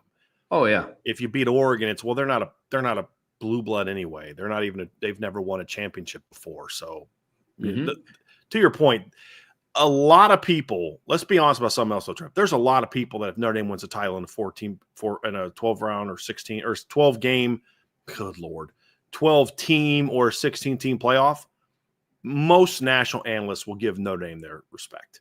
Oh, yeah. Most will. There will be a handful of clowns, but what all that does is, if you want to know who's really about real analysis and who's about clickbait, find the people that will talk down a team's championship. Oh, yeah.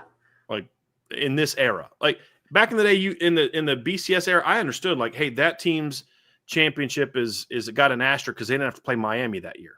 They didn't have to play USC that year. If the proper teams were playing in the BCS title game, that team doesn't win it. Like, okay, that's fair.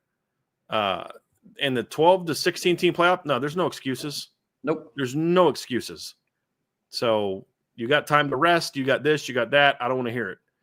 So, but the people that do that, basically I say is unfollow, stop watching, because they've just exposed themselves as they only care about clickbait. They're just saying that to get a rise out of people because they know Notre Dame fans will ignore the 95% of the coverage that's praising them, and they'll obsess on the 5% that's criticizing them. And that's what all of our mailbag questions will be about. And honestly, I'll look at it and get pissed off and rant about it because, oh yeah, like I like calling people out on their stupidity, but I would point it out as I would not engage necessarily the real argument. I would call them out on the fact that they're idiots and obsessed with clickbait as opposed to real analysis. Oh yeah, I mean, look, if Notre Dame wins a national championship in 25 or 26, people can say whatever they want to. I watched Michigan cheat their way through a regular season to get to undefeated and not play a single ranked team until the second week in November. I don't care. Do not care what Notre Dame does to reach that national championship because, one, I know they're going to do it with more they're going to do it the honest way, and it'll be their first national title since 1988. So it wouldn't even bother me. But with that being said, it will be a lot of that. And they can talk about it and be mad that their team wasn't the one that held up the trophy at the end of the year. Yeah, no doubt. And then here's the last one. This is so what's behind this for people as we read it is the first one is what the seating would have been if it wasn't for buys, and the second one part of this is what the seating was. Okay. Lucky Duck 512 is beating Clemson, Penn State, and then Oregon to lose to Ohio State in the title game better than beating Indiana, Georgia, and Penn State. In some ways, yes. In some ways, no. I think that the win over Georgia is bigger than any of the three from the first part. Like, that was big. Essentially, what you're saying is, okay, beating Penn State's beating Penn State. And beating either Clemson or Oregon is bigger than Indiana. So it comes down to the third game. What's and to me, beating Georgia is way bigger than beating Oregon, and it's bigger than beating Clemson as well. I mean, you've beat Clemson recently. You beat them multiple times recently. Beating Oregon would be big, but beating Oregon would have more recruiting implications than anything. Yeah. But beating Georgia was big. Like, that was needle moving. And so I would still take the path they had because of the win over Georgia. Because what's missing from that top one? There's no SEC team. Yeah. And I still believe is look, I didn't think the SEC was the best league in college football last year, but it's still by and large the best league in college football. And to really get respect, you've got to beat one of them. Yep. Like, why was Ohio State's first title team in 2014 gets a lot of respect, not because they beat Oregon, but because they beat Bama in the semifinals. Mm-hmm. Why does Clemson get so much love for how dominant they were? Because they beat Bama twice. Well, I mean, Michigan in 2023, they get more credit for beating Bama in the Rose Bowl than they do Washington in the national championship. And you don't hear as many people talking about how that was a down Bama team, whereas they will say that about Georgia. Oh, yeah. Because it was a Nick Saban coach team, and there's still that type of thing. But that's partly, you beat Nick Saban and Kalen DeBoer to win a title. Like, say whatever you want about the cheating and all this. Like, that was earned, and they weren't. Oh, yeah. Cheating in those. They just shouldn't have been there, is the point we've often made. But they earned it once they got there. And that's why I say, like, you got to give them at least credit for that. Like, they outplay. I mean, they battled Bama and beat them. They battled a really good Washington team and beat them convincingly. They earned it to that point. They just didn't, in my opinion, earn the right to be there. They should have been there. Doesn't take away how good that team was. Agreed. They just didn't deserve the right to be there for the things that they've admitted to. They're not going to take a self-suspension of Harbaugh and Sharon Moore if they did nothing wrong. Just not going to do it. No, sir. But that's it, man. It's the world that we live in. All right. Well, listen, folks, another really fun Friday mailbag. Really great questions today. Really good topics of conversation. Brian and Sean will be back. Well, actually, Monday is Memorial Day. And so everybody enjoy the holiday weekend. No Brian show on Monday. Yep. Brian and I will be back on Tuesday to keep talking about Notre Dame's offseason. The guys are getting ready to kick off the evening show over at IB Nation Sports Talk, so be sure to jump over there and give them a listen, covering a bunch of different topics today. But before you head out of here, please be sure to hit that like button, hit that subscribe button, hit that notification bell, share this podcast with your friends and family. But as always, the best way to support what we do here is subscribe to the premium message boards at boards.irishbreakdown.com. Everybody have a fun and safe holiday weekend. We will see you back here very soon on the Irish Breakdown Podcast.